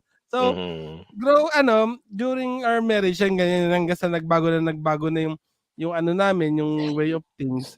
Doon niya unti-unting naisip na, nung eventually, nabilan niya ako ng sarili kong, nakabili kami ng sarili kong PS2, nung nagbubuntis siya doon sa anak namin, naging na sa kanya yung tunog nung yung battle yung bago maglaban sa Final Fantasy X, yung parang Stone Cold na nababasag yung di ba? Oh yeah. So alam niya na so sa amin totaling hindi siya nanonood ng cartoon, anime or anything of the sort na ang pinaka games na nga, ang pinaka nalaro niya lang na games, Candy Crush, Plants vs Zombie, that's it. That's it. Yun na yun ang niya, ang geeky knowledge niya when it comes to video games. Pero dahil nga wala naman akong kausap kundi siya. So same as Sir Jomarot, ikwento sa kanya lahat ng mga kinahihiligan ko. Lahat ng mga nilalaro ko, pag meron ako, kailangan nakikita niya ganyan. Tapos eventually pag meron mga mahirap sabihin na high value item sabihin na natin medyo risky items. So pag humirit ka na naalala mo ba ito yung nilalaro ko nung di ba? Alam mo naman gusto ko to, di ba? So, magkasamang paawa effect pa add to cart na, naka-add to cart na. Ito yung gagawin ko. In-add to cart ko, gusto ko to, pero syempre, it's up to you if you want if you're gonna allow me to buy it, ikaw na mag-press nung Yes. nung At checkout. parang may guilt trip pang Oh, nagagawa. you guys. Hoy, Ako, grabe ka naman, Sir Joe. Hindi naman guilt trip 'yon. Binibigay Oh, ko sa kanya. Hindi ba, Anong hindi ba, tawag mo doon? Sige, tawag ano? doon, Power. ano, that's emotional manipulation right there. Paawa effect yun sa Hindi. misis. Dalawa Power na effect. kami magkausap eh. Nasa iyo ang tadhana, bahala ka na eh. Kung hindi mo bibili niyan, I totally understand and it's very fine with me kasi mahal yan eh. And I know na okay lang Laki. kahit So- na eventually So tataas kung siguro kay yung Sir value niya. Jomar mental conditioning, sa'yo emotional manipulation. Actually, Sir Joe, ganito nga yan yung sa akin na sasabihin ko na to, hindi naman siya nanonood today kasi nagwo-work siya today. Okay, sige, go Hindi ahead. niya mapapanood to eh. Kasama sa mental conditioning ko, kasi ang style ko kasi ganyan. Nyari, yun nga, example lang natin si Grimlock. Huwag ka matalala. Ikikwento niya mamaya. Pakishare nga po yung link. Ikiklip niya eh. Oh. Go ahead, Jomar. So, ang part ko, for example, si Grimlock, bibiling ko nun, di ba? So, nag-announce na nun. Ang gagawin ko kasi, usually, manonood talaga ako ng mga Grimlock, yung Transformers na may Grimlock. Isa rin sa gagawin ko is, sa eBay account namin, i-add ko si Grimlock doon, yung mahal. Yung yung 1980s na Grimlock, which is really mahal, di ba? I-educate ko siya na eto mahal nga talaga to eh, man. Pero as bilang sasabihin ko, babanatan ko na pag nandiyan na yung sa cart, babanatan ko na this is once in a lifetime. Opportunity. Yan. Kaya niya, sige, magkano ba yan? Pero nabili ko na noon. Habang sinasabi ko. So, ang maganda sa kanya, sabihin mo na ganito yung presyo at tanggap na rin niya eh kasi na mental condition mo na siya all the way. Biruin mo, araw-araw niya makikita yon doon sa cart. Araw-araw niya nakikita nanonood ako ng Transformers. Araw-araw yun ang sinasabi ko. Hindi man araw-araw pero mayat-maya. Di ba gano'n? In other words, kinukulit mo ng todo-todo. Nakikwento ko. Gano'n.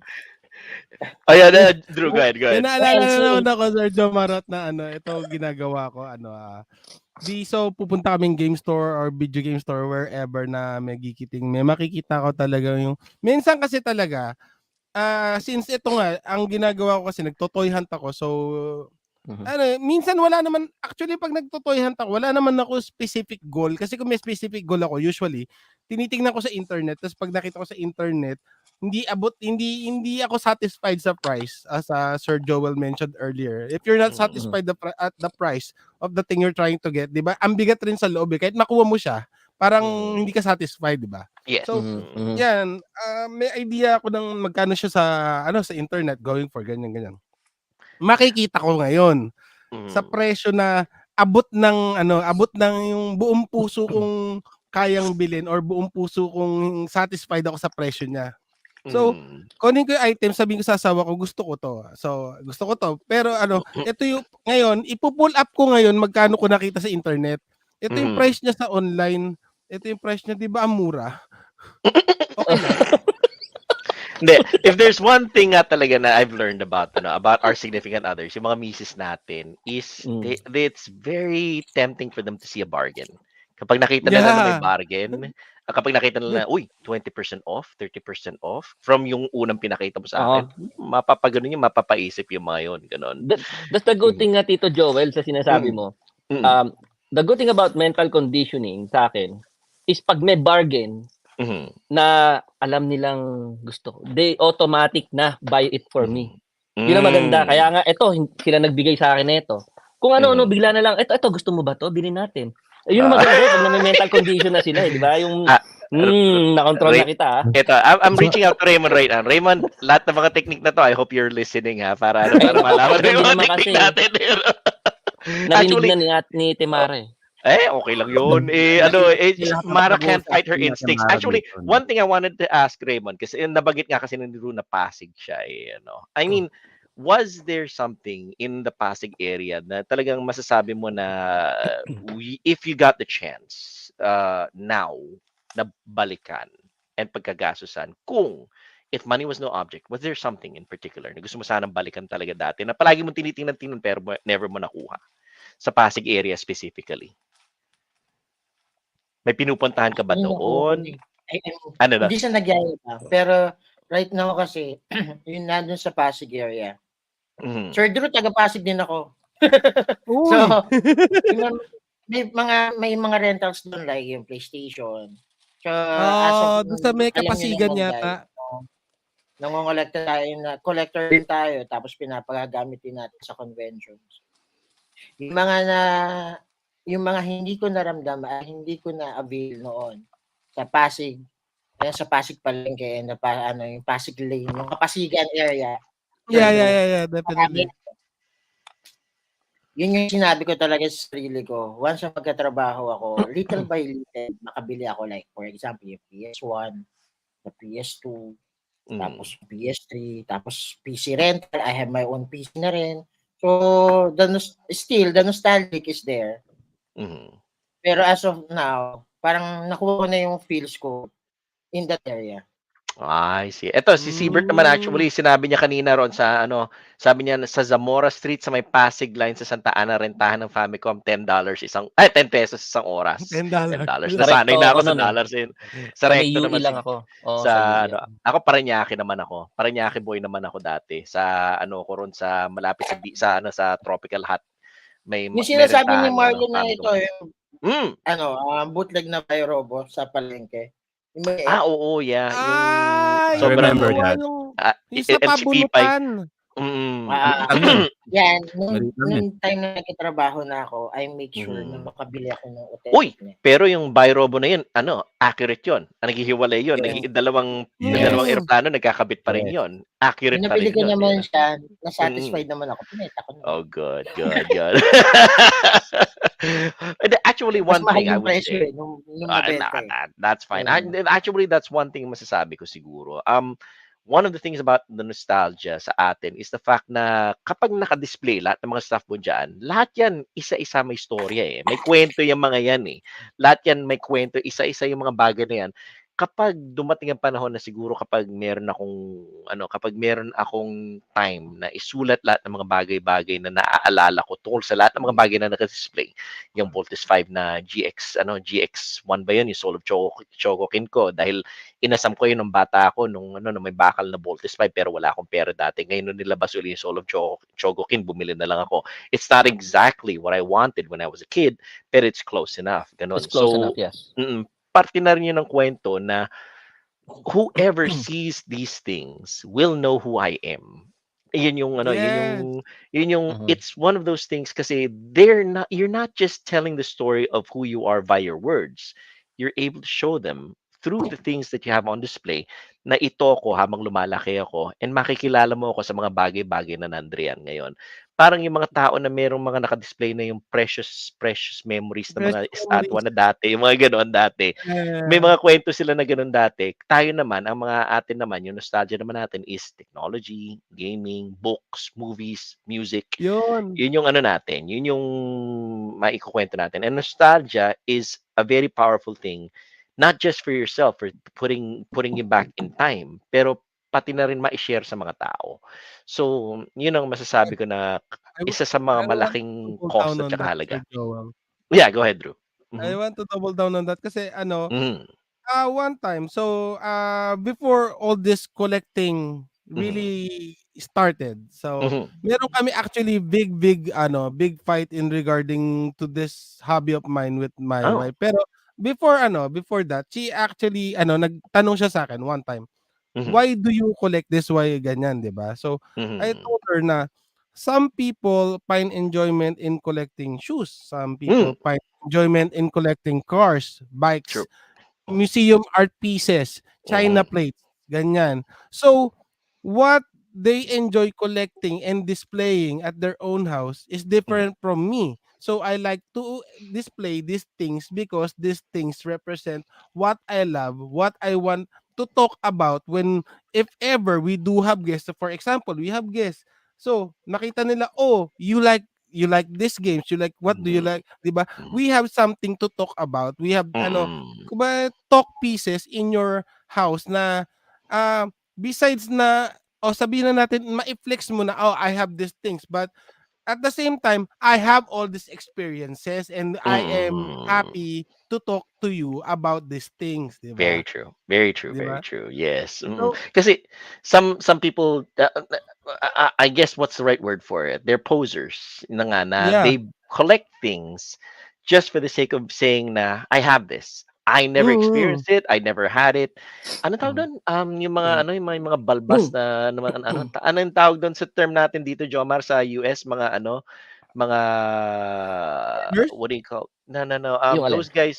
Those guys who pose like they're ano, the hipsters or something like that. What's the right word for it? Oo, Yeah, the people who siguro kind of parang yeah, the people who kind of pretend that they're into something, but they're just riding a trend. yeah, Anong tawag oo. doon?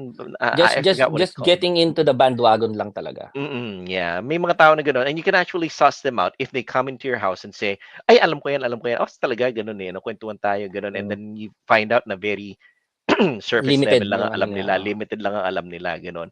So, it's a way for you to vet, I guess, the people that you spend time with kasi sometimes it's the people that you share interests with that you get you get along best with talaga. Sometimes there Mhm. are a lot of times na ganun talaga and ayun, siguro I guess there's some people who say na if they come into my house, ay, ano, gamer ka, ang pangit naman ng hobby mo, pambata lang yan, gano'n. Right off the bat, alam ko na Right. masasabi ko na, I'm not gonna get along with this guy, gano'n eh, Yes. ano. Yun, hindi ko siya makakaigihan, gano'n, dahil, yung mentality niya hindi pa rin ang mentality ko, gano'n. Yeah. So, at this age, at 51 years old, I don't have time for drama anymore. I don't have time to Right, try to right, right. adjust to somebody else anymore. I'm just who I am. And if you can't take that, then I'm sorry, we're not gonna get along. Ganon, you know. Yeah. Tama, tama I naman. was also gonna say thank you very much to to Marlon Hurtado Eliscupides, who actually put up an amazing list of the things that that he was enjoying when he was younger. He says, I remember watching sitcoms like Palibhasa Lalaki, Champoy, Chicks to Chicks, Abangan ng Susunod na Kabanata, Okidoki Dok, Home Alone, The Realist, and more. That's a great list, Marlon. Thanks very much for that one. Oh, yeah. Sige. Back to you, John. All right. Thank you Mhm. for everyone. Mhm. So let's give some shout outs and praises to the people down there at the chat joining Mhm. us. Mhm. Kay Sir JDM who can't be here at the moment. Mhm. Um kay Eshi, Mhm. kay Sir Switchy Masachika, kay Brother Roselio Reyes, Orange Coffee, Andrew Mhm. Kowa, si Sir Siebert of course, and Jan, si Sir Marlon of course, si Sir Jason, napadaan din, si Sir Neil, Neil Chills, si Gamitagle, Baroque Noika, hello, hello, hello, brother, brother. And did we say hi to Uh, Geek Taste already on YouTube? Big Thanks very Cakes. much, Geek Right, Taste, right, for right. being here. Yes, and Julius Nick Dow here on Facebook as well. All right, very cool, very cool. I guess a lot of people here are enjoying our trip down nostalgia lane. Oh, and Mhm. Screws Loose as well, Oh joining us yes, from. from Twitch. Thanks very much for our Twitch viewers as well. All right, very cool. I don't think we've heard Joe's side of the story yet. Joe, tell us a little bit about your cost of nostalgia. Come on. All right. Ako naman, to piggyback Mas on mahal everyone, doon, nasa Australia yeah, 'to, eh. Oh nga, yun nga. Oo. to piggyback on everybody's point here, with Mhm, nostalgia, I believe naman kasi na i- it doesn't necessarily explain who you are, but it does give a clue on who you were, and as you mhm, are now. mhm, And I tried to diversify actually yung every piece of nostalgia that I tend to collect, okay? And on my case naman, it's not that if I have the money to spend uh for it, mhm, like I'd like to buy it, sure I would. But if there are other means to get it, sure, why not? Um in terms of music, I'm more of an 80s 90s senti ballad kind of guy. Mhm. All right. So in I don't really have any recollection of buying like an actual CD except for that NSYNC Celebrity CD. Mm. na bootleg CD, mind you. Yun ang unang-unang binili ko ng CD just for myself. Bootleg pa. You And, make me and, mad, babe. and like I Yeah, said, there you go. and like I said, I'm a Backstreet Boy kind of guy. So, bakit bumili ako ng NSYNC? I do not I know. lie awake, I drive myself crazy, Right? drive myself However, as crazy. you said, yung ang kuya ko kasi ang madalas bumibili ng mga ang kuya ko kasi madalas bumibili ng he used to buy the cassettes and the CDs. And I remember if he buys a cassette or a CD, I was curious enough to play them na lang din. So I tend to listen to them. So he bought this Michael Learns to Rock CD. Hey, Michael Learns to Um, Rock is cool. Yeah. He bought this. I don't know why he had this. Celine Dion. Oi, He oi, had don't he had the don't knock course. Celine Dion. She's cool. Celine Okay. Dion. He also bought the course. Oh, the course is The awesome. course, okay. Yeah. Mm-mm. That's why I like with Michael and Sirac. That's why I like the song what's the first I'm gonna be around with Celine Dion if you ask me to. The Mm. course, the Of Runaway. course. Oh yeah. Mm-mm. He also Yan ba yung bought concert mode dati? The Hmm? course? Yung concert Yeah, dati the sa course. Araneta? Yeah, they did. Mm, Oh, yun nga. Yun yung pinanood ng asawa ko. Kita mo, right. yun naman ang trip niya, di Them. ba? Yeah, it's them. He also bought. I also remember him getting a CD of Boys to Men. Mm. Oh, Right? Boyz II Men is cool. Yeah, Yeah. Bandit, Mm. right? I remember playing the cassette.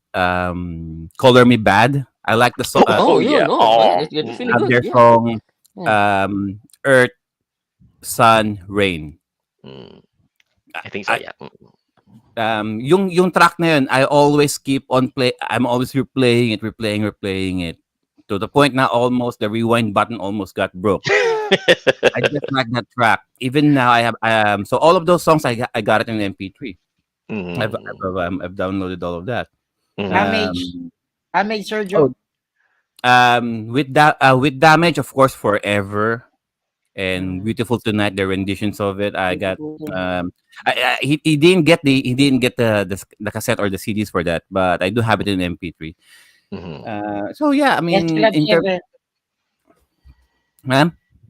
S Club 7. Green Day. Oh yeah, there you go. Oh. The vinyl. Okay, that's So cool. Oh, in REM. terms, That's cool. Mm. so in terms of music, I Nirvana. just Oh.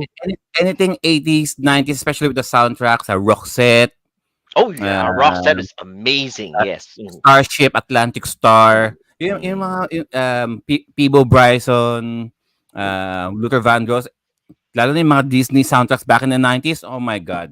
Oh yeah. If I have I mean, I remember this cassette of Aladdin when it first came out. Sa Carriedo, I saw this cassette tape of Aladdin soundtrack.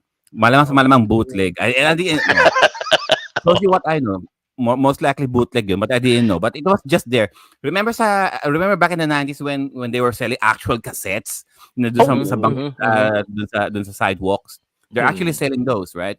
And I saw Aladdin right there, and I was like, of course, I couldn't afford that, of course. So parang every time na we pass Uniwide, I always see that cassette, and it's one of those regrets na if I have the money to buy it. I mean, I couldn't ask my mom to buy it actually, but it was always there. In regarding with shows, we mentioned about 80s and 90s shows. There was this used uh, video store dito sa Sydney. It's gone now because of COVID. So and they were selling a lot of movies, DVDs actually. They were selling VHS, DVDs and VCDs na rin. And the proprietor was a Filipino. Okay. But he sold the place. He sold the place. So I'm not sure where his inventory was. So at one point, pumunta kami doon. So we went there, me and the missus, and there were a lot of anime stuff, anime shows and movies that he was selling. on a discount, used it, second-handed. And out of all of those that I saw, I bought Fushigi Yugi. Oh, Uy! nice. Oh, Nice, Fushigi nice, Yugi. nice. And the reason why is because all the anime series right now that you'll see, it's either like 4 or 5 on one disc only, like per volume. This one, I felt, as far as I can remember, there are 26 episodes only, so you can fit them on a DVD, on a single collection box like this. All right, Mm. and syempre, it's part of the 90s nostalgia for me. That's why I bought it. There Mm. are a lot of other stuff. There are a lot of stuff there in his inventory, but this is the one that stuck to me the That stood most. out to you. Yeah. Mhm. It's Fushigi Yugi, guys, What? right? Okay, iba Meron naman din yung ito. yung pinapakita ni Jomar eh, no? Ogenki Clinic. I'll Okay. get to that. I'll get to that later. All right. Okay. Another piece Oh of my goodness. another one that I saw ayoko ni there. Fushigi Yugi. Pabebe yan. Yung isa yung Ogenki maganda. That's another Fushigi Yugi. Oh my Another goodness. series that I Okay. saw there on his inventory, and I almost forgot about this ever existed, but I watched this religiously as a kid. Mhm. Starfleet. Oh, I don't think I've ever Uy! tried that. What's the Starfleet. If idea you of that guys one? remember this, it was I think it was shown in Channel 5 or Channel 9. Okay. They were ano siya, it's a or puppet siya. They're Yeah, made yeah, out Ah, of yeah. Now puppet. I remember that one. it's English like dub, but the original Mhm. was Japanese. But Okay. it was dubbed in English. So it's like Thunderbirds. Thunderbirds, and the good Mhm. thing about this is that they have a robot. Okay, Ooh. they got a Okay. Mhm. robot. Um, so It's a puppet version of a super robot show. Oh my Mhm. goodness. yes, I've never heard of so this. I'll Starfleet. have to watch this. You got you got this ship, Mhm. interplanetary ship called the X Bomber. Mhm. Shit, name pa lang X Bomber. And then and then you got these three pilots. One from Japan, one from America, two from America, and one from Japan. Pero this guy supposedly is from Japan. But in the English dub, I think they mixed thing. All of them came from America, all right. Mhm. And then there's this and I think this lady here, this girl here. Yeah, I think if I remember correctly, her name was Princess Lemia. And you were and you were they're fighting this intergalactic empire. It basically Star Wars, but in Mhm. puppets. but Mhm. uh, but unlike Star Wars, these three pilots here, they all bolt in to form a giant robot, much like any other series in the 90s, diba? 80s and 90s, where Mhm. everybody, every sci-fi show needs to have a robot. Okay, Mhm. and I remember. I didn't remember the show being completed as a show, but thanks to this one, Mhm. it's complete. I don't Dang. think there's any streaming platforms out there that has this one, Mhm. Starfleet, but at least I got it. Mhm. It's very cool. And that's also the advantage of having physical media. A Physical lot, media. Yes. not everything is streaming nowadays or digitally available. It's very cool. Mhm. Regarding naman with toys, I'm like Sir Joel, I'm like Sir Jomar, Sir Mhm. Ray, in Yes. terms of toys. I grew up with Transformers, Oh yeah. and um, the first Transformers that I've always wanted was Superion. Mhm. There was Superior. and Nice. I've told this story before. So there was Ang mayaman. this local store in our neighborhood, like a local toy store.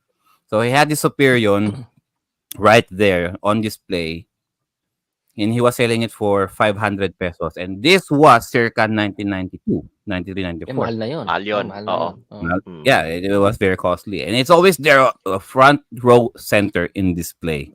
And I Mm. remember almost licking the licking the glass. Oo. I know Okay that na, feeling. And then when the opportunity arose, when the opportunity came, when my dad said, "Okay, what do you want?" And this was the time na the skateboard trend Oh yeah. happened Hmm. in the Philippines. Hmm. So I don't know what kicked into me. I chose the skateboard instead of Superior. You wanted to look cool in Kasi front of yun the yung ano eh, chicks. Yeah. hip dati eh, yung It skateboard was eh, a, it was a thing. you will be cool Yeah, eh. Yung gano'n. it, Yeah. it was the hip Hmm. thing. It was the hip thing back then. So I Hmm. chose the skateboard, which I never really learned how to ride to anyway. Like I Okay. tried, but it keeps steering to the right for some reason. So I chose being trendy rather than being true to myself, and I've regretted it ever since. Hmm. So aside from Superior, of course, the next big thing was the one came before it, uh, the Constructicons, Mm. si Devastator. So 3 years ago, was it 3 years, 4 years ago? So 4 years ago on our Comic Con here in Sydney. So I was there on there was this booth selling lots of old toys. So there was it's not really G1, but the latest release of Takara Tomy, the Devastator, and I got it. Um, Uy, so I played the yeah. hell out of it. This big, right? Because I remember the first G1 release, diecast metal pa. It was Oh diecast yeah. metal, and you can only buy it per piece. I remember buying one sa Oo. Evergotesco Plaza Fair, Carriedo. They were selling it 100 pesos a piece. But as far as I can remember, not all six were there. No, Ah, no, no. okay. Not Hmm. all six were there, and I'm Per like, box shit. sila So eh, per box sila dati eh. right? Mm. Where are the others? So it's either you're going to some other plaza fair Mhm. that might carry some of those. There was Hook and Scavenger and Mhm. Mixmaster on Plaza Fair Carriedo, and the first one I got was Hook. And so I'm transforming Hook, robot mode, and Devastator mode. So I'm imagining him like this. Mm. Mind you, it's just Hook, the chess piece, and I'm imagining that I'm playing the actual toy. Okay, Right. so if Hook is this big, so most likely it's going to be this big. So I'm going to play like him, like this. It was sad, Mm, I don't know. I don't know but about sad, but your very imagination was ambitious. giving a workout. Was getting a Imagination very workout.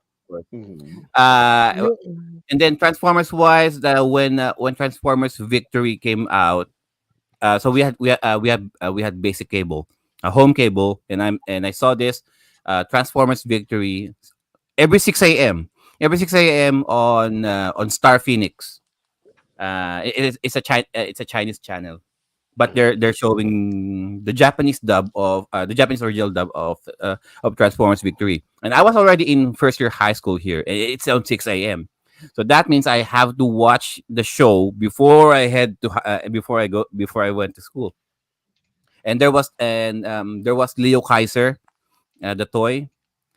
And so I like the show. And then at one point again, and I saw the toy. Plaza Fair Recto. That's the one Sir Jomar uh, tend to frequent. So I saw all six pieces of Leo Kaiser. Not really original, but they're there. All six of them, and they were Plaza selling it Fair, for like Gotesco ata sinasabi mo. Evergotesco, yeah, yeah, yeah. Ever Gotesco. Evergotesco, and they were selling it like for I think 100 to 100 pesos a piece. Mhm. So we spent siguro I spent all of my yung aginaldo ko, my Christmas money just to get all six of Leo Kaiser pieces. And yeah, it's not necessarily die cast metal. It's like Mhm. really plastic, but if I think it would be as tall as Devastator, like the latest Devastator.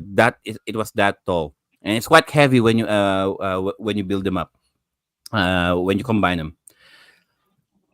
In terms of publications, comics wise, it would have been great if there would be someone who will upload all of the pages of Combatron from from from issue number Ito, 1 all the way to yeah, the end. all But the way. I don't think there's any Wala. websites out there The that will only show you. Combatron, Sir Joe, na nakita ko talaga na may issue 1 issue doon sa October, which is bilib na bilib ako doon sa That was tao. it, right? Dala Mm, niya lahat nasa isang case eh. Tapos nilabas niya ng gano'n. right. I was like, Because I holy remember crap. Funny Comics, not all the time, not every week there's Combatron. And I Yeah. remember buying Funny Comics just to get just to read Combatron. And then I always thought that there's always Combatron every week. So I keep on buying them, and then only to find out that, oh shit, there's no Combatron this week. Mm. So I learned that day na, okay, before I buy the comics, I look for Combatron first. If there's no Combatron, it's not worth it anyway. Oo. Pwede naman siya mabasa, 'di ba? Kasi usually Funny Comics nung nakahang lang siya sa tali, tapos Oh yeah. pwede mo Oo. flip Yeah. through yung pages bago Depende Yeah, kung but hindi masungit yung nagbebenta. Yeah. Yun, depende. I will let you do Oo. that, right? Tama ba? Um, 5 pesos ba dati na hindi no, na I it was think- like memorya. the Mura cheapest lang yun eh. the cheapest I remember was 250. 250. 250. Okay, 250. Okay. Same sa 250 pamasahe. Okay. was Funny Comics back then, in the early 90s. Mhm. Learn how to draw by looking at the pictures in Combatron. I remember if not Dragon Ball, okay, if not Dragon Ball, I used to draw a lot of Combatron figures myself. Mhm. But it was just quite easy, and I didn't even and I didn't even think of Combatron being as an allegory to Transformers.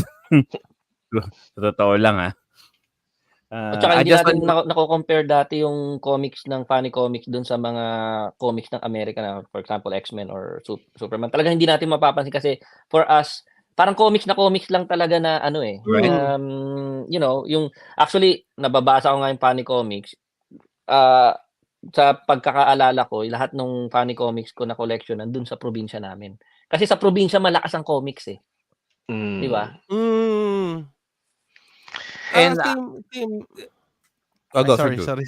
Hindi, kasi, dati kasi, so, kung syempre, hindi ka nakakabili ng sarili mong console. So, andiyan dyan, either music, tambay, or comics, diba? So, you have 2 peso 50 centavos. Tapos, pero meron age dati na halos magkapresyo yung American comics saka yung Funny Comics. I'm not sure if I'm remembering this correctly. But, babakasyon ako sa Cavite City dati. Papadala kami ng tatay ko. Doon muna kami tatapon para walang aalagaan or whatever. So, pag yung mga extra nakakabili kami dati nung mga cheap na Bronze Age na mga Marvels, DC, saka yung doon ko rin na-discover yung mga yung tag dito, Vertigos and Top Cow Comics doon nakakabili ako for the same price as Funny Comics. I don't know kung same siya sa ibang pero during that time, and I totally agree na yun lang yung meron doon sa Cavite City, walang rentahan, walang meron lang comics. Yeah, yung Filipino comics talaga noon is undervalued para sa akin. Oh yeah. It was really undervalued kasi parang ang comics sa atin dati is parang lang siya pastime talaga ng mga yung sa probinsya or ng mga ating mga kasambahay, mga tipong ganon. But if you have a look at the quality of the artwork ng mga comics dati, mga Wakasan, yung mga yung mga Shaker comics, ang gagaling nila. So much so na marami sa artists dati nung mga panahon na yon is tumuloy na sa Marvel and DC. As in talagang mga naging artist na sila ron sa mga American comics. Although if you ask me, if I was given the choice to buy a complete set of comics ng mga panahon natin dati, if money was no object, the cost of my nostalgia would be bilin ko yung complete set ng Ikabod Comics ni Nonoy Marcelo. Yun yung kukumpletohin ko. Yeah. Yung Ikabod Comics dati. Yung kasama na rin sino ba yung yung janitor na janitor yung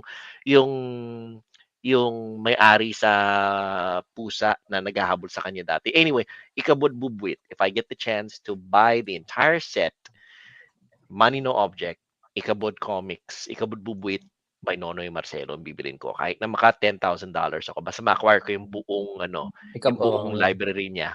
Think Bibilin about ko it. 'yun. Yeah. Yeah. Sorry, Joe. Remember the time when yung sa mga sinihan Mm. and then yung mga posters, it was drawn. Oh, those are great. Yeah. Doon nyo makikita how good our artist is. Usually, yung mga nagdo-drawing doon is yung nagdo-drawing din sa comics. Yeah. Di ba naalala nyo yun? Yung sobrang lalaki nun, yung mga posters, di ba? Mukha nga ni FPJ, Yes. kamukha ni Lito Lapid, kamukha ni Di ba? Ronnie Riquez, Ganun kagaling talaga yung mga Bong artist Revilla. natin. Malulupit You'll pa never dyan, di see ba, that talaga. Ha? Malulupit pa dyan, di ba? Nakahang yung mga canvas, blanco pa yung mga canvas. Makikita Blanco. mo, nagpipintura sila doon sa Nagpipintura actual kung sila. saan nakalagay yung billboard. Right. Oo. Ganun kagagaling yung mga artist natin. Kaya Diba? I think yung mga comics natin is undervalue eh. Agreed. Ganun sila Completely agree. kagagaling. Yeah. Yung mga Johnny Come Lately, yung mga kagaya na Will Portasio and everything na naman, Jerry Alangalinan, they're rest in peace. They're great. Pero yung mga classic na yung mga artists dati kagaya ni na Rudy Nebres, yung mga ganon, those were amazing. Ganon. Yes. And the cost of nostalgia, like I said, is something that I mean, I guess my final say on this matter will probably be nostalgia will only cost as much as you're willing to pay for it. And as long as you're Totoo. willing to shell out the amount of money that you're willing to, as long as you want to, as long as kaya mo na bayaran para ma-recapture yung mga kabataan mo, Yes. music, movies, books, toys, video games, and everything. As long as kaya ng bulsa mo, as long as hindi kayo mag-aaway ni misis, as long as hindi mo nakakaligtaan yung mga responsibilidad mo bilang parte ng pamilya na hindi kayo nagugutom or na nangangailangan ng pambayad para sa tuition ng anak mo. I think you're entitled na mag-enjoy kahit papaano ng mga bits of nostalgia. Nostalgia shouldn't have to cost so much, but if it costs a little bit, then make sure that you are spending responsibly. Getting back to Jomar. You were about to say Jomar. Yes, magpipiggyback lang ako na mabilis doon sa sinabi ni Tito Joel. Yeah. Ang talagang pinaka-question dyan is how much are you willing to pay for those memories? Yes. Di ba? Kung gaano ba ka-importante sa iyo yan. So it varies from person to person talaga eh. Very true. From collector to collector. Like I said, ako mismo willing ako like particular amount, let's say para sa Fantasy Star 2 if it reaches $1,000 basta complete in box siya, naka-seal siya, dahil may nakatali na memory para sa akin. Yun ang importante. And I guess the memory is more important than the money certain times. Ganon. And throwing it back to you, Joe. How about you? What are your thoughts on the matter? If I'm going to continue in terms of comics, I like Pugad Baboy. I love Pugad Baboy. Paul Medina Jr. is the best. And in regarding with the comics, because I think some of the Filipinos will argue that the comics only belong to the funny section of the newspapers, the tabloids. Yeah, entertainment section. It was for it. Siguro what I'm generalizing here is they belong there, but they don't belong their own thing, like their own publication. Siguro that was the stigma back then. And with Pugad Baboy, I remember one of my classmates bought this Pugad Baboy Volume 1. So I bought it from National Bookstore for only 200 pesos. And this was and we were already in first year high school. So we bought this. Okay, so he got it. I like read. So I read the whole of it. Funny as hell, very political. Okay, and I'm already in high school. It was full of Philippine political satire. A lot of the jokes I didn't really get because with Paul Medida's political satire, it's either from the Marcos era, the Marcos era, the Cory era. Ramos era. So if you were the type of person who really didn't care all about those what happened back in the 70s, 80s, and 90s, most of his jokes will just fly over you. However, that being said, I still his form of Philippine political satire was not so deep the punchline was still there. You'll see, you'll not be able to laugh out loud, but it kind of makes you smile and think Mm. why the punchline was made like those. So I like so ever since then I bought all of the for as much as I can remember. I have the publication from volume 1 all the way to volume 15 of Pugad Baboy, and I think I'm not sure where he stopped. He stopped somewhere, but up to 15, as far as I remember, I already got those, all of it. I think anyone. I just left it in the Philippines, sitting there. I don't know. Hopefully, it's still. I know. You know what? Thinking about it now, I probably should have put it under a good storage para di siya anayin. Otherwise, I don't know. Maybe the termites might get us, or water damage. I should have probably kept it in a better storage, anyways. But I do got them. In regarding with cards, um, in our high school, Magic the Gathering, of course. And my classmates taught me how to play that, but I never really gotten into it until Mhm. 2000 until 2000 2001. Yu-Gi-Oh came out with the anime, and this is Mm. how you market your cards. Guys, you should always have a show to back it up. If you don't have the show to back it up, then there's no point. All right. So Yu-Gi-Oh, right? First season of Yu-Gi-Oh. Shit. Okay. Yugi with the spiky hair and all that. And they made the card game very so intriguing, enticing, because how over the top they tend to act. Just summoning a monster, just activating a magic card, activating a trap card. You activated my trap. Mm. Not how fast. Kaiba. So thanks to the anime of Yu-Gi-Oh, um, I was compelled enough to buy my own deck, my own beginner's deck. Granted, I never joined I never joined like a card tournament, anything like that. I just like having that deck, and when I watch the show, I tend to play. Oh, okay. Oh, it's this card. It's this card. It's this card. It's this card. Um, so for me, if it wasn't for if it wasn't for the anime, I wouldn't even think of. I wouldn't even be a fan of Yu-Gi-Oh itself, the cards and the video games themselves. Collecting those cards are quite expensive. Okay, and then came the Game Boy Advance games of Yu-Gi-Oh. Of course, I'm not gonna buy the cartridge. Okay, I don't even have a Game Boy Advance at the time, but there were emulators. There were ROMs of the Game Boy Advance game, so I played those, and I learned more about Yu-Gi-Oh by playing those games. I also I also have the card fight Vanguard. I got the Kagero and the Royal Paladin deck from season 1, and then I stopped. Like I said, I'm not joining any tournaments. I'm not playing anyone. Okay, I just like having the deck. Mhm. um, in regarding naman, I also like wrestling for a time. Okay, there were some wrestling DVDs and VHS tapes that were being sold back then. The first one that we bought was WrestleMania 6, when it was Hulk Hogan and the Ultimate Warrior for the championship belt. That was the first wrestling video that we bought. It's gone now, but we did bought that because the feel because I'm not even sure what happened with the rest of the card. I mean, card meaning with the rest of the matches, because all you cared about was Hulk Hogan and the Ultimate Warrior clashing for the championship. Champion versus champion. Ultimate Warrior coming as the Intercontinental Champion. Hulk Hogan coming with the World Heavyweight Championship. And the stipulation is whoever wins will win the other's championship.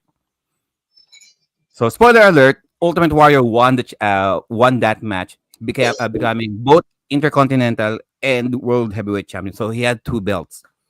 So so we got that. nowadays there's you can just stream any match out there with YouTube or WWE uh, by going to www.com or subscribing to their service.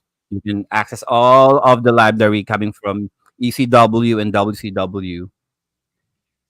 But I do remember getting the DVD of the Rise and Fall of ECW. I got that.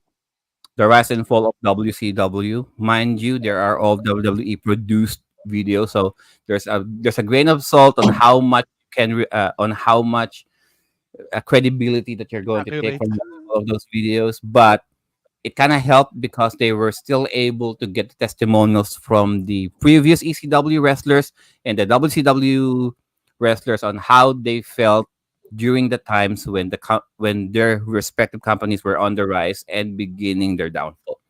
So I was curious about that because I like their history. Then I like my history in regarding with games. All right, now there's the games.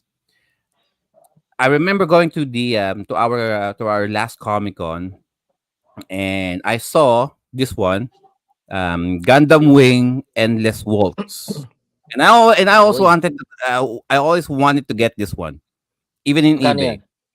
yan? They sold this for 80 Australian dollars. So if you're going to check the eBay listing plus minus shipping, it basically costs the same thing. So Mm. hey, it's already there. I might as well. Yun ba yung So I got it totoo? for $80. And why Gundam Wing out of all of the stuff, right? And this was on the Super Famicom. So back then, we used to rent. All right, like everybody else in back in the early 80s and 90s, we used to rent. We don't have the consoles. We just rent out. Pupunta tayo somewhere, makiki-arkla tayo just for an hour, then that's it. And when Gundam Wing came out, all right. When Gundam Wing came out back in 96, 97. Okay. In the Philippines anyway. So this game came out of 1996, but the show itself was shown in Channel 7. This was early 19 this was I think was early 1990s. This was 1996 as well. 96 early 1997. So it was being shown there like every 4:30 p.m. On a weekday. So I would dash towards home just to watch Gundam Wing, and it was my first Gundam series, and I like I like the idea of it and how very 90s of it. Really, boy band, like five boys, five five teenage boys riding robots. Diba? If anything, this is the boy band of the Gundam series. Sa totoo lang, the very first, right? And this is my first Gundam series, and I like the idea. Okay, I like the story. I like the robots, of course. I like the action and some bits of romance there, here and there. If you're really going to pinpoint at it, uh, so so I like this to the point that yeah, I wanted the game. So there was a game of it. So the Super Famicom, and I did played it. It was very fast, like a tournament fighter kind of game. And so I remember just going to those rental places. So there was this one rental place that had this game. I think it was in Grand Central. In Grand Central Level 2. This is Evergotesco Grand Central before it got burned down. So it was in Evergotesco Grand Central Level 2. They were renting out Super Famicom, Sega Saturn, and PS1. And the Super Famicom, they have Endless Waltz. They have Endless Waltz and they have Yu Yu Hakusho Final. And out of those two, I'd choose this one. I'd choose this one first before I go with Yu Yu Hakusho. But I played mostly this one. So so I rented out the Famicom, their Famicom, just Super Famicom, just to play this one. In regarding naman with so I like my anime as well. And among of my up to this date, one of my most expensive crap games here in my collection. Here So I always keep going back to this Magic Knight Ah. Ray Earth, Magic Knight Ray Earth for the Sega Saturn. Why I got this? So, like I mentioned, still one of my expensive shit here. Magkano? One of my expensive shit here. So I only bought this. I don't have any and I don't have any nostalgia with the Saturn. I was a PlayStation guy. I was a PS1 guy. But it's Magic Knight Ray Earth. If anything, Sir Joel will know this. One of the first isekai animes out there, even before Fushigi Yugi. Okay, Oh let's yeah. get this straight. It came from Clamp. It was one of the first isekai animes out there, and Mm, I just wanted a piece of that history yes. that the show had a game like this. I also got the Super Famicom one right there. I didn't get it, but it's right there in my cabinet, right there. Mm-mm. But in terms of putting a price on nostalgia, this one, and it's very expensive. I would say, let's put it this way, Sir Joel. Mm. It cost more than my than the Legend of Heroes box Ah. sets that Oh my that goodness. that, Okay. that I got. This is The this Mm. is whole collection? this is worth more than that. Yeah, Like I can like imagine. Yeah. Trails of Zero, Trails of Azure, Mhm. bullshit. They don't get shit. Wala silang sinabi dito. And, they got nothing compared to this. Mm-mm. And mind you, there's a history about this Mhm. and the game itself, but I'm not going to dwell on that. Okay. Um, Whoa! but arguably, this is the last Sega Saturn game that ever released for North America. Yeah. Magic Knight Ray Earth, the US version was the very last, according the very last game that ever released for the Sega Saturn. In North America anyway. So there's a good reason why it's cost this way. Mhm. Aside from the drama of its production. Okay. So, And on mint condition, it Mhm. can go up to $1,000. Oh uh, yeah. mhm. Mhm. and Mhm. I remember making a Really, really Sir mint. Sir Drew mentioned about vloggers buying shit just to show off their crap, right? Mhm. So I did make a vlog about this before, and one of my mistake was not using gloves because I Ah, okay. so I, Oh, so I may so I mistake opened pala. this shit and it's got the manual, it got the CD. I got the Umi version Mm. Okay. right Iko-correct ko there. lang ang sarili So, ko, Sergio. Okay? Ang mint condition with a 9.8 rating Grading. would be $25,000. Holy What the guacamole. hell? Yeah. Yun pala. oh, and syempre I also burned a CD duplicate of the CD. Hell, I'm not going to play the actual disc Oh when I'm yeah. playing it. Oh, Again, yeah. but Baka mamaya Don't Pero, confuse me. ma-scratch ko eh.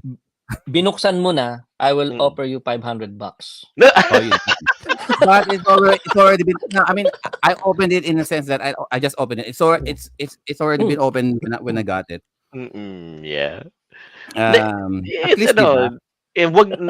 nowadays, especially with physical media, yeah, sure you can play it, but tama naman eh kasi baka nangyari sa akin dati na pumutok yung CD ko dati ron sa drive ko eh. It can happen. What is yeah, there it is. Jomar is showing off the actual price. Yes, he's Wata 9.A sealed. Yes, Magic Knight Shoot. Ray Earth Sega Saturn, $25,000.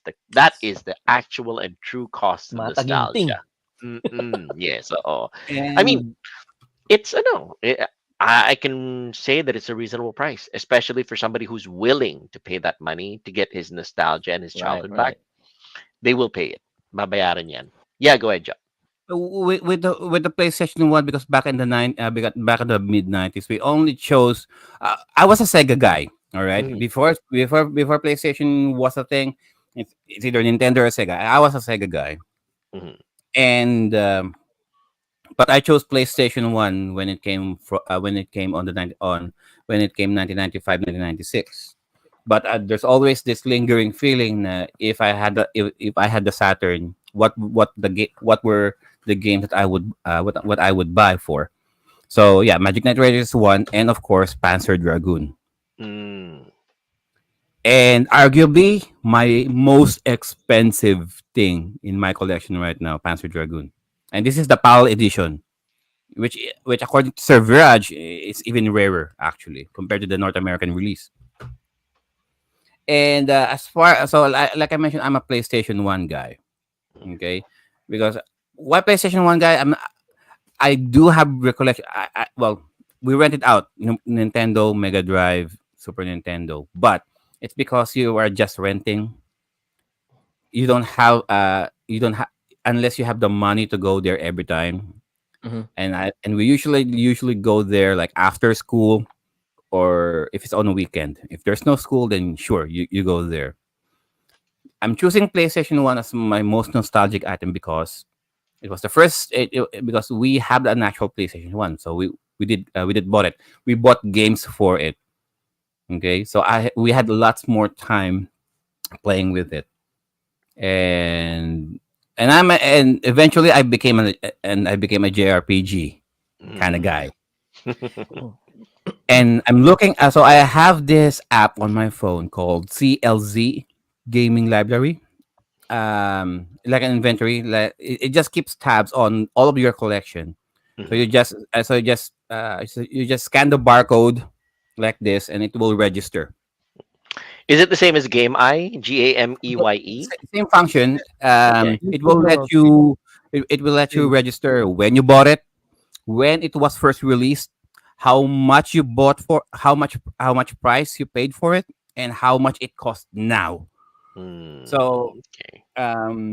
so at least if I'm going to resell all of this stuff, this app is being updated regularly to adjust its market price in conjunction with price Price listing. sorting. Yeah, right. So right there, Sir Joel is showing it there. Yeah, I'm showing it on the Android store. I'm getting this right now because I normally use Game I, Actually, GAMEYE. go with Game Eye, Sir Joel, kasi this was the first app that I saw Oh, okay, okay. when I was searching for it.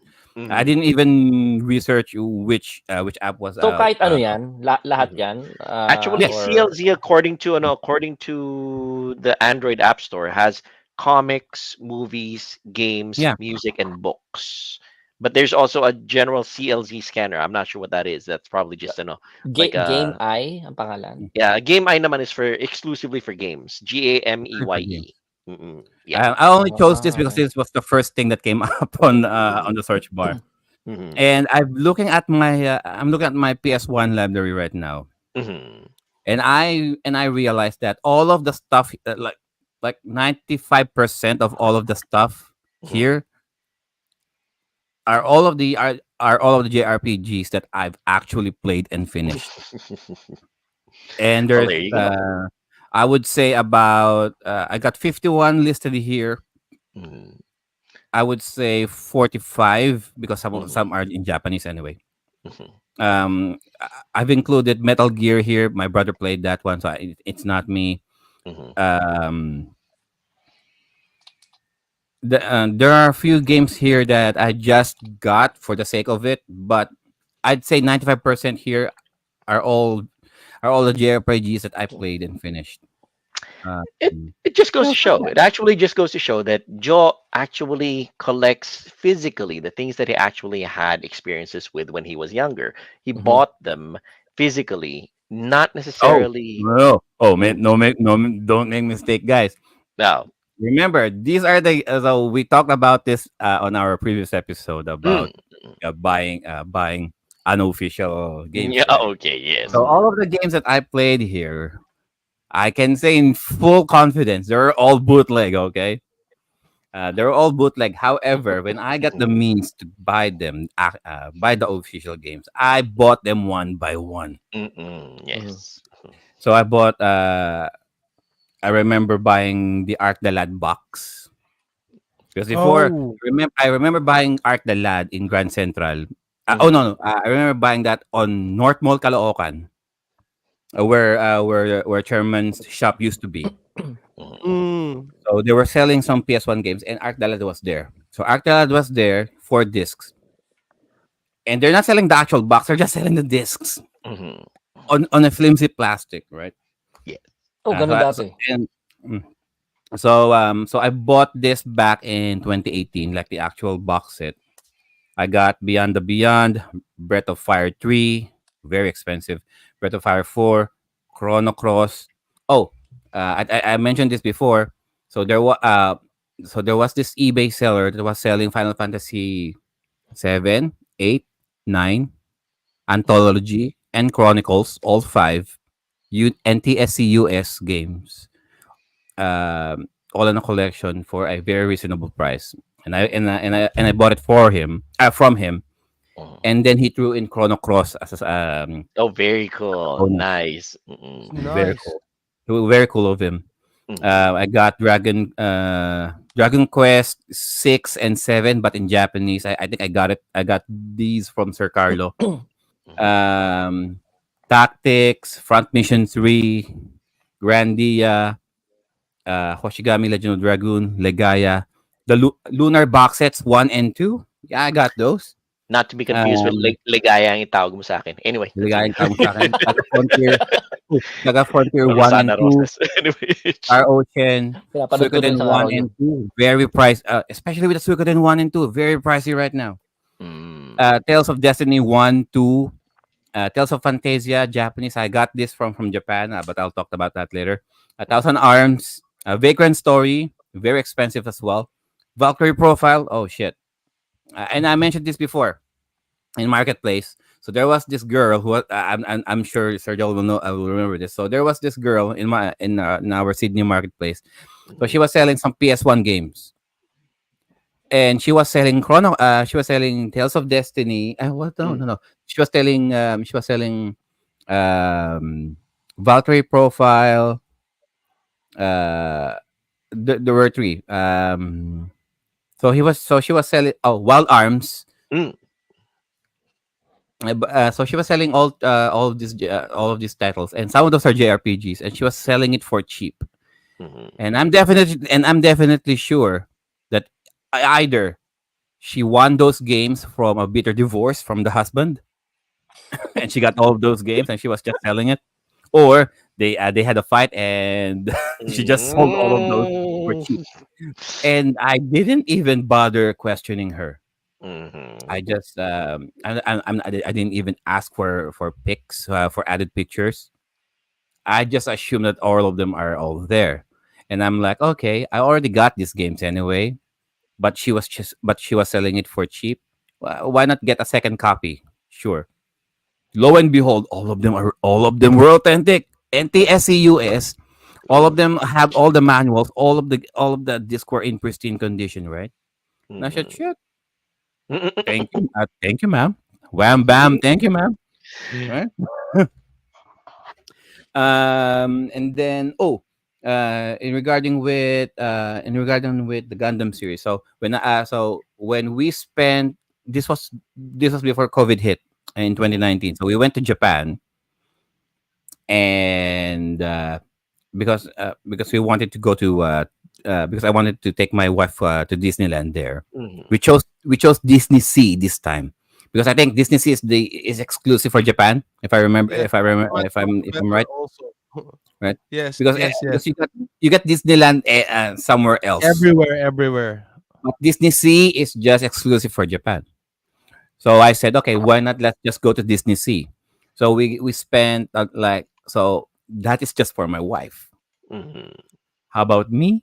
Okay, we spent 2 days in Akihabara. Okay. Oh, okay. Well, Okay. there you So go. I remember when. Okay, this is okay. So if you're a gamer, guys, if you're a gamer, you owe it to yourself to go to the Mecca. All right, Mecca MECCA. Ito ang Japan is our Mecca in terms of gaming. You you owe it to yourself to go to Akihabara at least once in your lifetime, just to go there and see what it's like. Okay, when preparing for our Japanese trip, so I watch a lot of videos in YouTube about Akihabara and where to go. There are some vlogs about the top 10 places to go for retro video games, Sir Drew. So Mm. I've done my research. So I made my own map from the station and then we're gonna walk all around, all around the block, and then going back to the station. So it's like it's very strategic. I don't want to be that person who goes from here.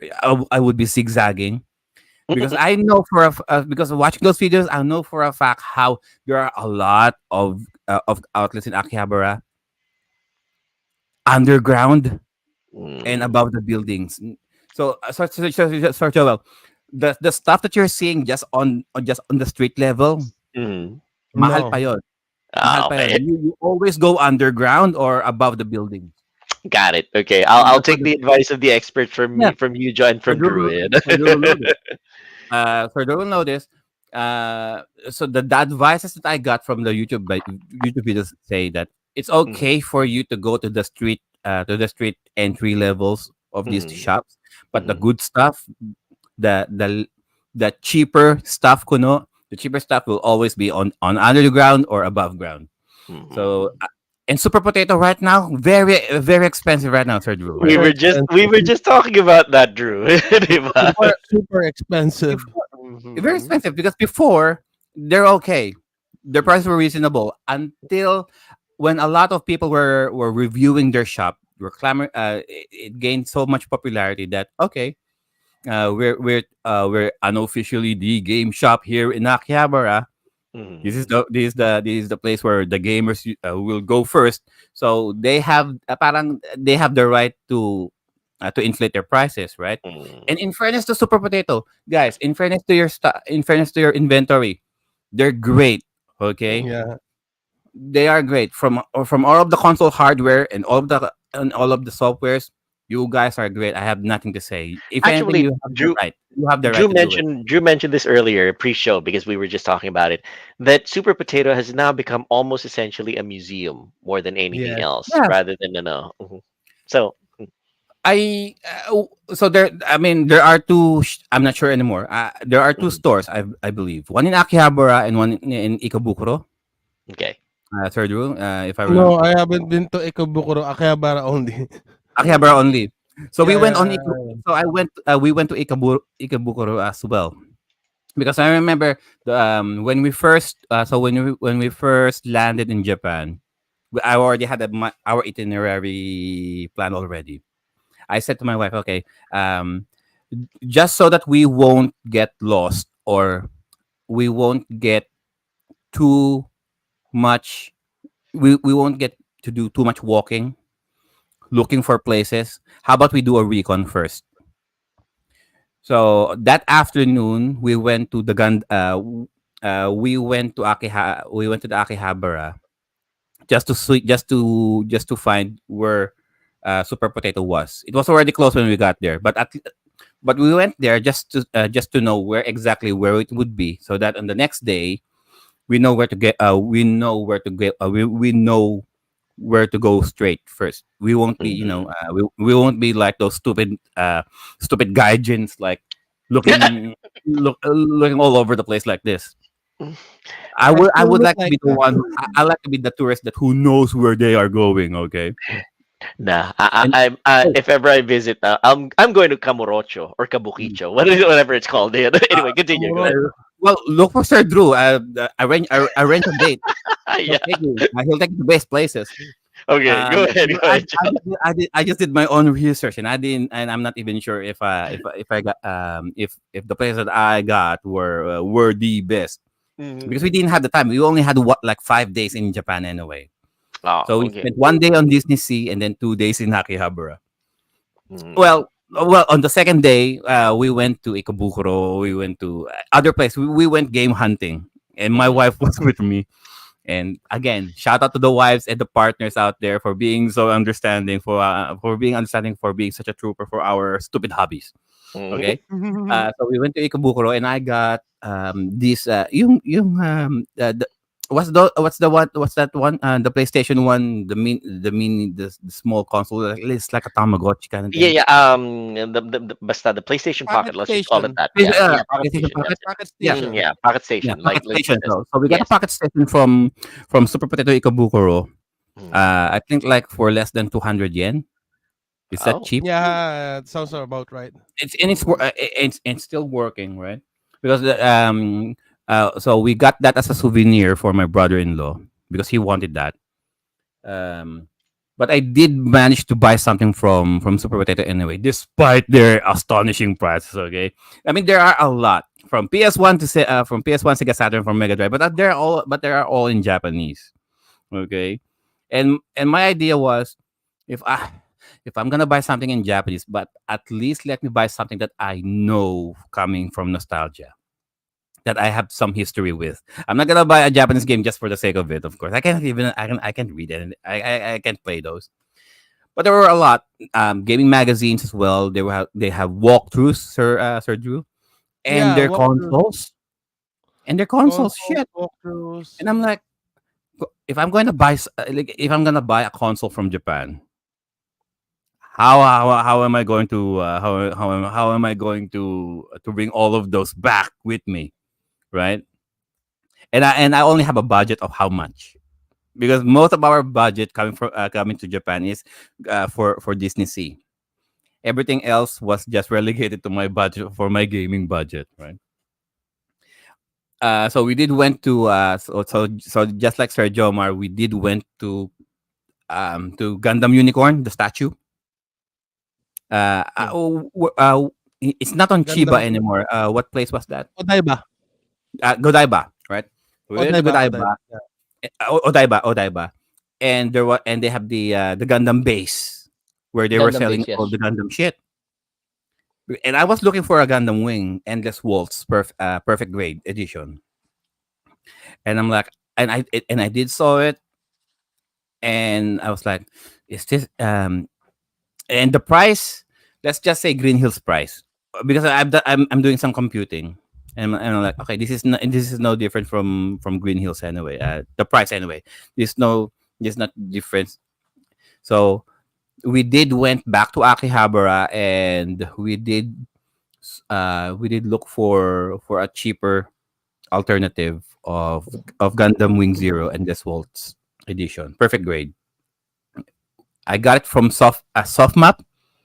Yeah, soft map yung Sir yung Drew, second hand shop ng ng big camera soft map. Yes. soft map, and there are, like, I think there were two soft maps in Akihabara, but we did go there, soft map, and they were selling, and they were almost, I think they were almost closing when we got there, and they were selling the perfect grade edition, like maybe 15% less than Gundam base, and I got that.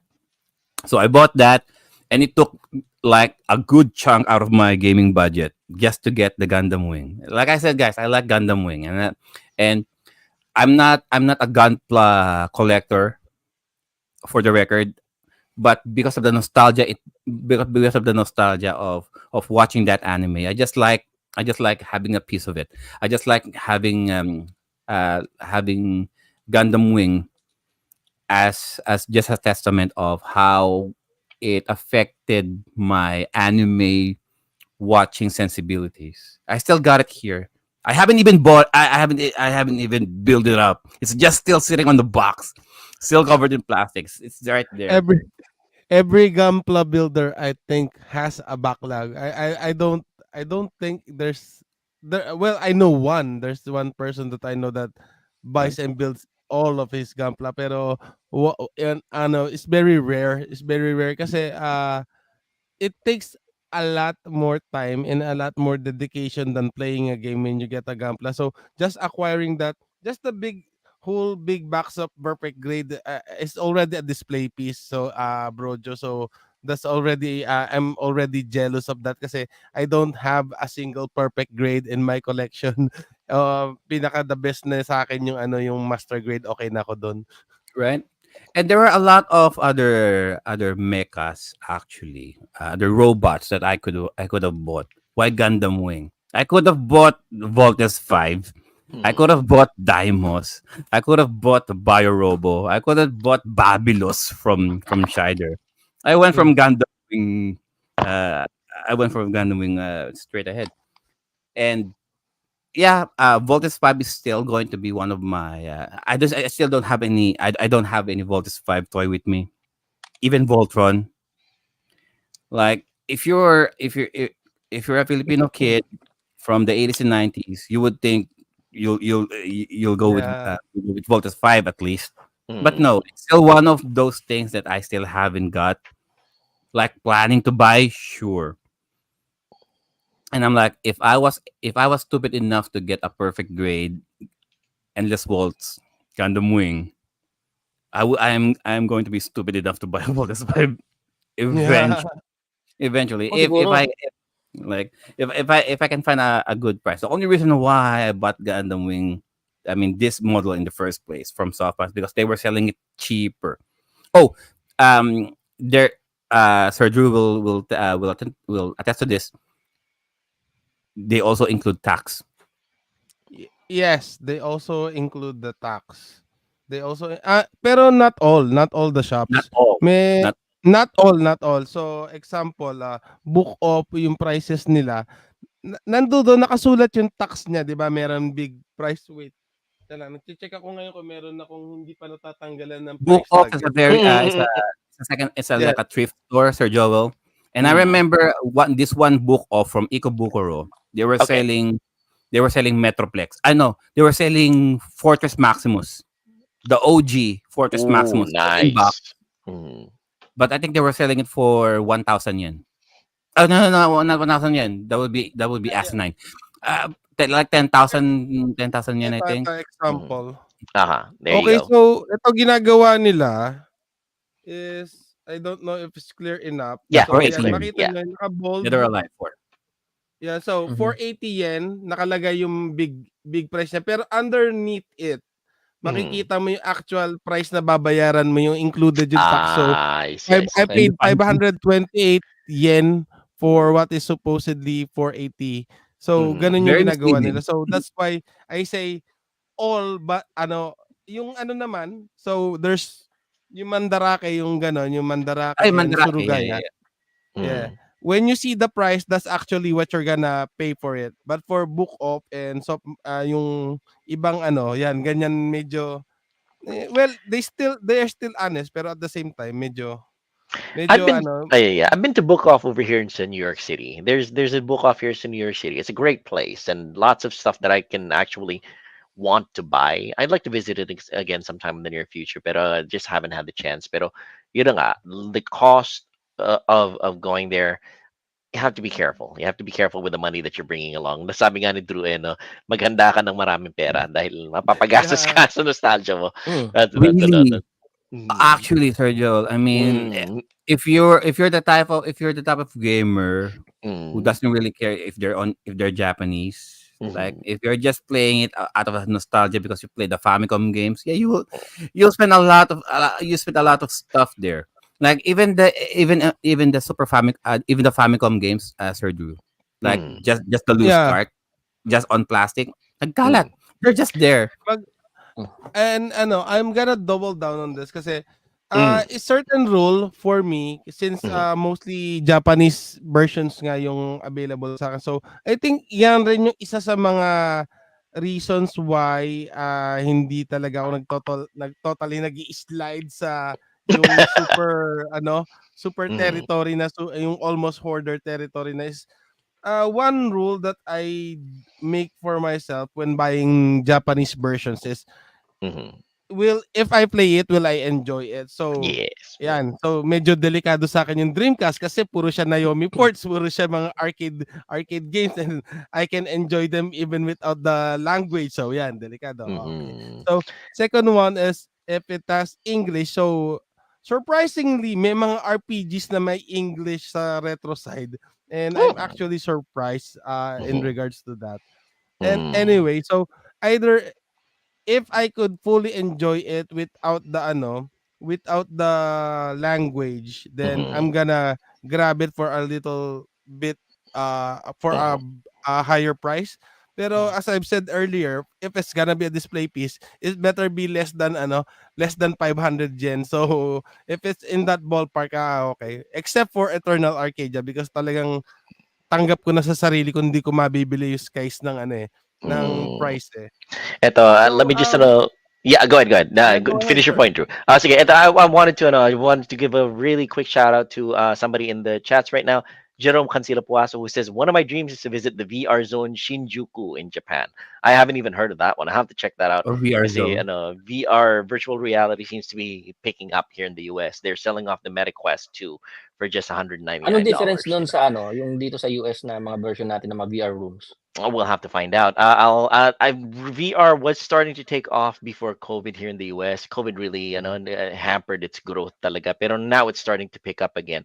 I was gonna say, to Drew's point, danger naman para sa akin naman yung Famicom kasi marami mga Famicom carts.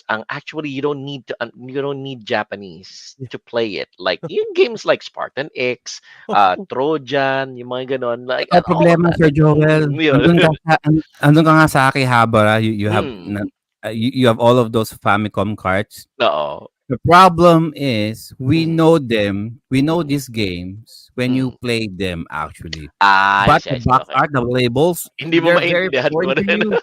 You don't even, I mean, you won't even know this is Spartan X unless you actually play it on an actual Famicom. Formation The box art, Z, it's not really Xerion. telling you. Mm. I mean, some of the stores do this. Sir Drew, correct me if I'm wrong. Some of Mm. the stores will include there on the label, on the price tag, The name, English the title English of it. name. I see. Okay, okay. But not all. But not all. Not all, yung mga certain stores that get frequently asked by foreigners what this is. Yung mga ganon, yung meron kaya nila lalagyan niya kasi one thing about Japanese is they would adjust when it becomes an inconvenience in their in the flow of their work. So, for example, yun nga, pag madaming nagtatanong sa shop na yon, what the name of this game is, maglalagay na sila, mag-a-adjust na sila, Which is kung a good hindi thing, naman ganun yung right? na-experience nila, no, they won't put anything on it. So, since maraming ang loose cards dito, isa sa mga delikado rin dyan is yung mga old stuff na mint yung itsura like this one. So if you have a lot of loose cards, if you have a lot of loose cards, ayan, lagayan ng loose. It's like yung tawag doon, yung parang filing yung filing system filing yan. Okay. Na official. So yan isa pang masakit sa bulsa. Anyway, something that I was gonna add in regards to the overall cost of nostalgia is meron kasi two things na either one of these two things meron tayo It's either, as everyone has made it clear, we have very, very deep pockets, or we are very, very patient. Kasi if we don't have deep pockets, we should at least be patient to have the right timing of yung makita natin siya for the price that we want. That's very true. So if you don't have the money, better have a lot of patience kasi you're not gonna get what you want if you don't have don't have either of the two. Tama sabi ni Drew, either may pera ka or may pasensya ka na mag-ipon ng pera para kunin yung hinahanap mo. Ganun. So I think it's a good idea to invite Sir Drew again for another potential topic. Yeah. Touring Akihabara. Okay, so we will go. invite Sir Drew to give us a tour of Akihabara, the game stores, that the pros and cons of Akihabara, and the best place according to him, by his recommendation, where to shop and in which shop to avoid. So we'll probably invite Sir Drew on that potential episode. Okay. Do we know somebody else na nakatira sa Japan, na gamer din? I mean, aside from Sir Drew. Yeah, we can probably source somebody out. Don't worry. I mean, we might know another one. Jomar already, Jomar has already explored. He's been there, of course. We will get Sir Jomar there as well. It's already 2 hours and 30 minutes. Ko dun eh. Yung mga maids. Maid copies. I forgot. We'll save the maid. We will save the maid in another on that episode. We'll include the maid on the Akihabara episode. I'll also. I'm not going. I was going to say about the Ogenge Clinic thing, but I will also include that on the Akihabara episode. Okay. Okay. All good stuff. So it's that's the show, guys. It's been 2 hours, 30 minutes already. Sir Drew Drew, has May Drew sasabihin has pa si Drew. oh Just yeah. ano lang, one more ano, thing bro, just before sorry we end. for cutting you off. Ano. Natatawa lang ako. I just realized na everybody has already said certain prices and everything for their most coveted things Oh na yeah. ano. Tapos, natapos pala yung episode, wala akong binanggit na actual na price. No, Well, we're I not mean, supposed to. yeah, No, yeah. yeah.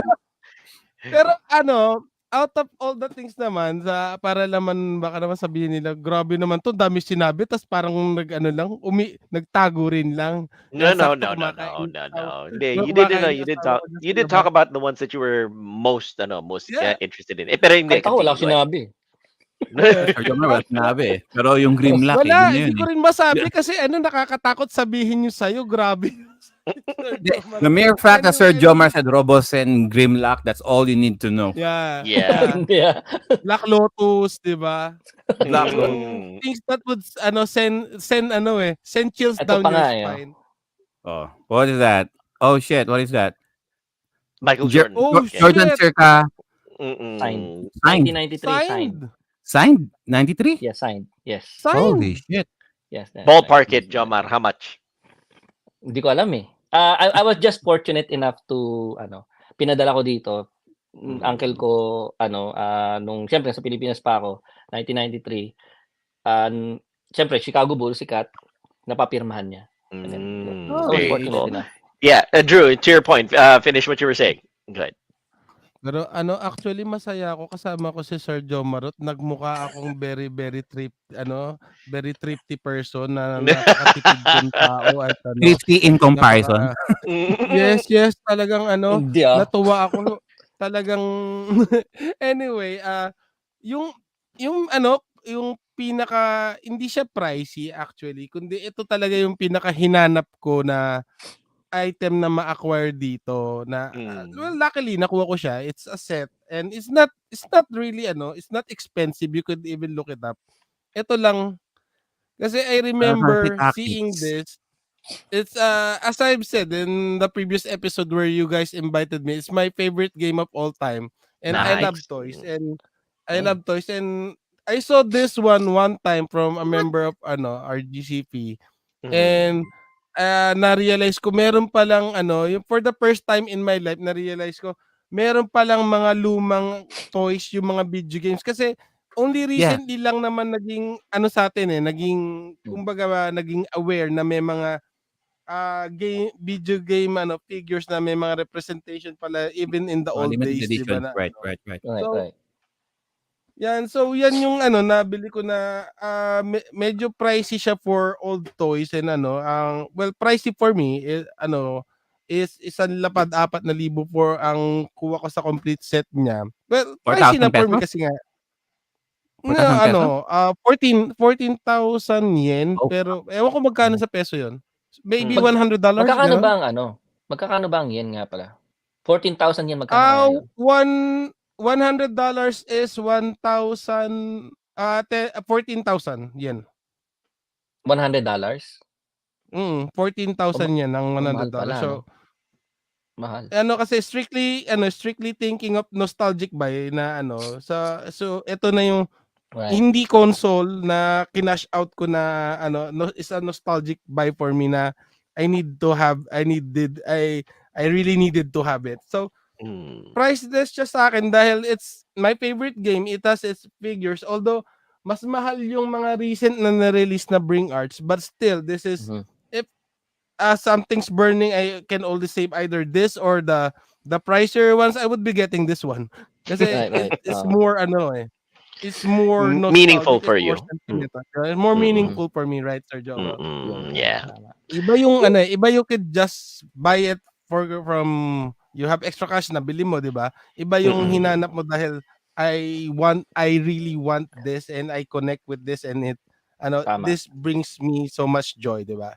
Maricondo. Maricondo. Maricondo. Oh yeah, there you go. Sorry for cutting you out.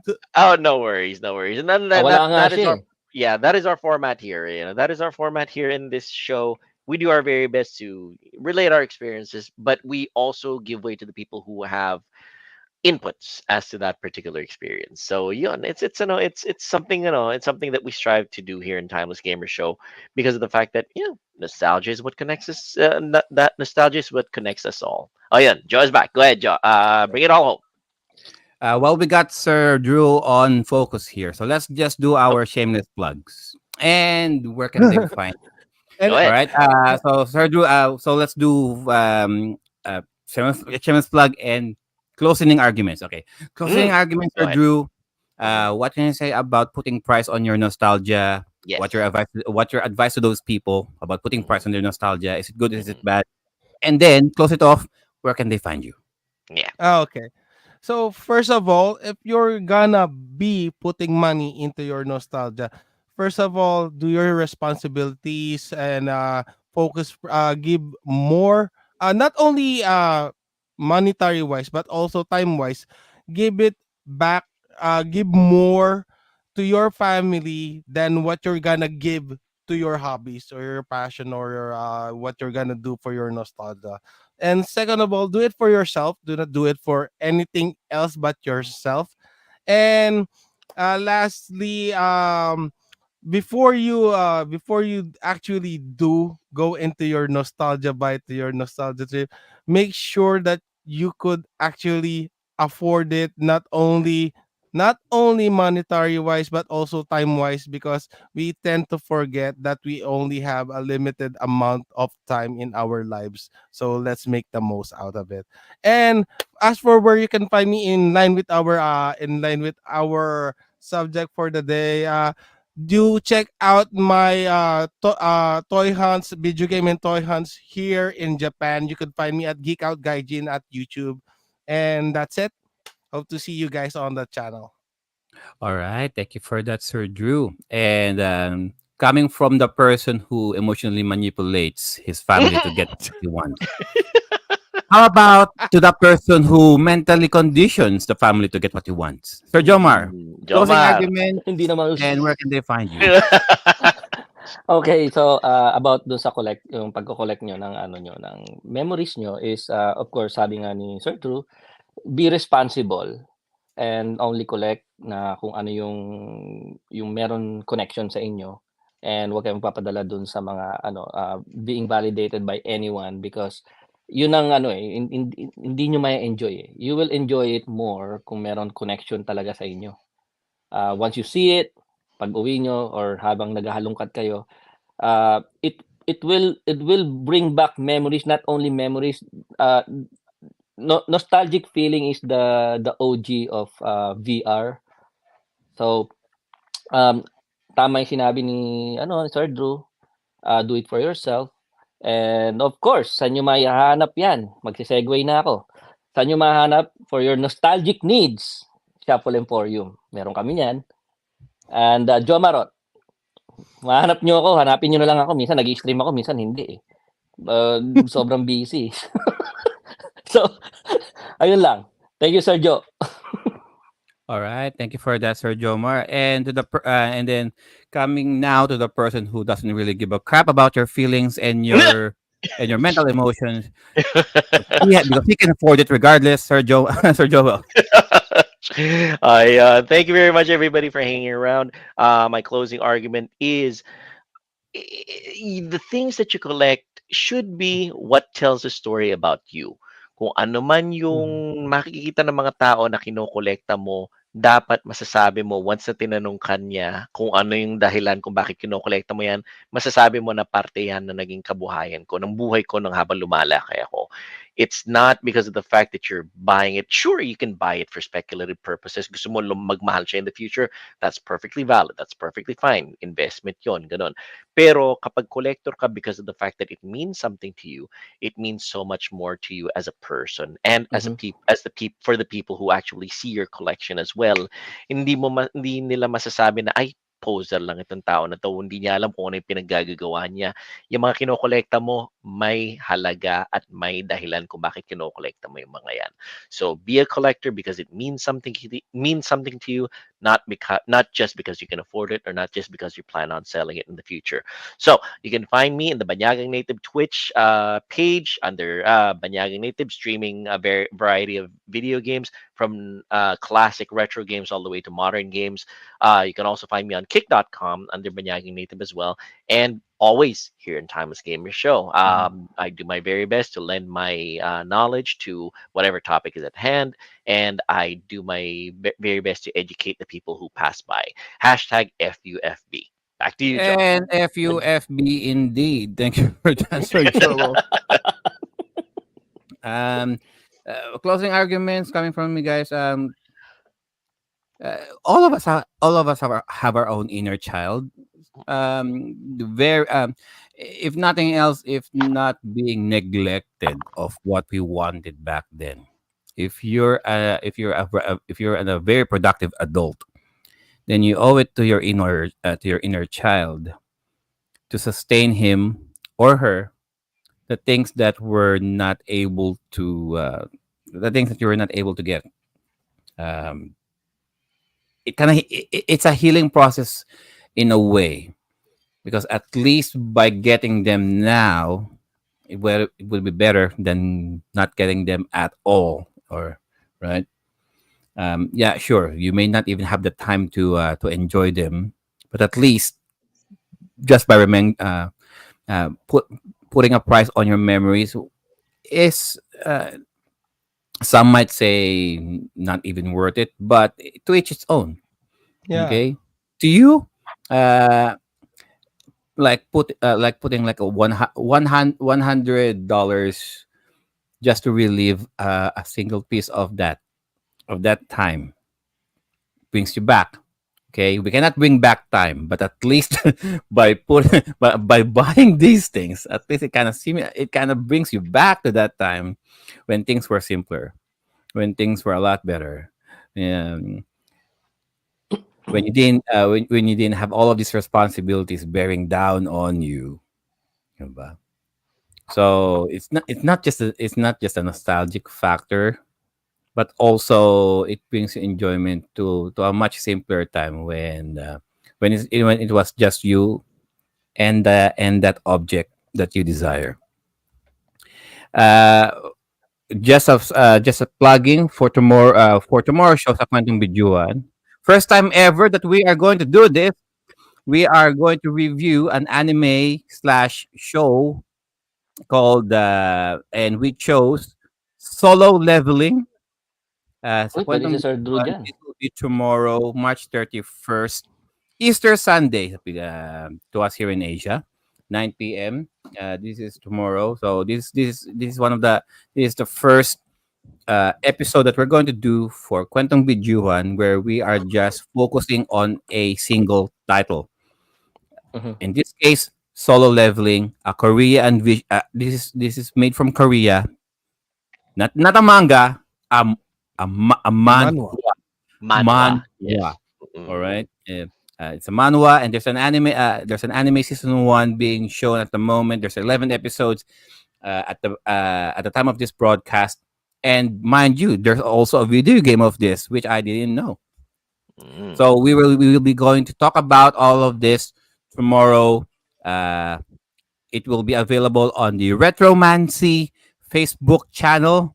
It will also be going to be broadcasted on the Timeless Gamer YouTube channel and the Twitch channel. So uh, we got you covered. So hopefully, if you're curious about this, about I keep saying anime. Is it right to call it anime? Yeah, I If you're think it still qualifies. Yeah, Yes. it's still an anime. If you're Still interested anime. about this title, all right, title na lang. If you're interested about this title, whether it's manhwa, the anime, or the game, just check our review of it as we dissect it tomorrow. Kwentong Bijuan, and of course, uh, our show is also being powered by Streamyard. Streamyard very has been very good to us for the last 80 episodes or so. You can start your own online live streams, webinars, podcasts, online classes, and virtual presentations using Streamyard. And if you click on our affiliate link, that will give you a 14-day free trial without any use of a credit card. So you can just click on that link. It will give you a 14-day free trial. See how it goes for you. We've been using StreamYard for the last 80 plus episodes or so, and we haven't looked back since. All right. So that's StreamYard. Go to streamyard.com and by using our Timeless Gamer link to help this show out. And the Timeless Gamer Show is also an affiliate now of BitMap Books. Wow! Enjoy the history of your favorite video game franchises in colored pages and anecdotes by getting your own publication coming from BitMap Books. And if you go with our affiliate link right there on our description in our chat box out there, that will direct you to the library inventory of Bitmap Books. You got the NES Compendium, SNES, the Mega Drive, PlayStation. They even have genre specific books like your Metal Slug, King of Fighters, click and point games, JRPGs, which I got, by the way. I got a JRPG book. Um, Very comprehensive collection. They've really done their research. So if you want to have your very own Bitmap book, just go to that link coming from Bitmap Books. And syempre, we're also going to plug in our partners. We got Studio.ph coming from Survey. Right now, they're dedicating their service by renting out um, retro and classic video game consoles that you can rent out during parties or events. And aside from that, they are also making quality prints of stickers, shirts, hoodies, bags, and lots more. You can check out their Facebook page at studio.ph. Send an inquiry to studio.ph@gmail.com for your customized personal corporate printing inquiries and renting out their video game rental services. We also got Shuffle Emporium coming from Master J and Sir Jomar. Shuffle Emporium, online shop that deals with anime figures, toys, trading cards, and other collectibles. So you can check out Shuffle Emporium Facebook page. And they also got an Instagram for their latest additions and pre-orders. You can also go to shuffleemporium.com so you can check out their awesome inventory so you can take your collection to the next level. We also got Retro Unlimited coming from Master Jepoy. Sir Jepoy will also be on the solo leveling episode tomorrow. He's going to cover the gaming side of solo leveling. He's the proprietor of Retro Unlimited, a web-based boutique that offers various apparel and clothing with prints referencing the old school anime, video games, and pop culture of the yesteryears. So you can check all of their wicked designs by going to the Retro Unlimited sites. They have a Facebook page. They also got they are also in Lazada and TikTok. Different sizes prepared for all of ages who have the same taste in anything retro. We're also giving a shout out to our friends from Sir Viraj and Sir Dan who can't be here. The Sega Mega Masters. They have their own show currently on hiatus because they're a little bit preoccupied with their personal stuff. But their podcast called the Sega Mega Masters can be found on YouTube. A podcast brought by Sir Dan and Sir Viraj and Sir Steve, dedicated in everything Sega, from the 8-bit and the 8-bit and the 16-bit legacy of Sega, in particular with the Sega Mega Drive, Sega Genesis, and the Master System. So you can check all of their previous episodes still in archive by searching in the Sega Mega Master Show in YouTube. And we're also gonna give a quick shout out as well to Sir Chairman Irwin of Collectors Alley. And Collectors Alley houses a lot assortment of old video games, toys, action figures, gun plus, anime related stuff. If you happen to find yourself on the third floor of the LRT Caloocan Mall, LRT Caloocan North Mall, rather, go and see what they have in display, or just follow Collectors Alley on Facebook for their latest wares. And like Sir Drew mentioned, Sir Drew's YouTube page, Geek Out Gaijin. You can just click out his link right there at the chat. Go and check out his videos, all of his unboxings and all that, all of his toys and all of his games. Go check it out. Click and subscribe and all that. And that is the show, guys. Thank you all so much for being here. So Joe, And you're forgetting retrospects. retrospects. Retrospects. And Yeah, on for behalf our arcade. for the arcade, nako, hindi pa, we really need to work on that. Mhm. So, Don't worry, we will. We'll make sure. we will. On behalf of Sir Dan, Sir Viraj, and Sir Ray, and Miss I, Sir JDM, who can't be here, our games and our bodies may grow out of date, but our gaming experiences will forever remain Timeless. All right. I'll Oh, see you guys again. priceless. Oh yeah, well there you go. Priceless. All Priceless. right. We'll see you guys again soon. Bye. Thank you, Sir Drew.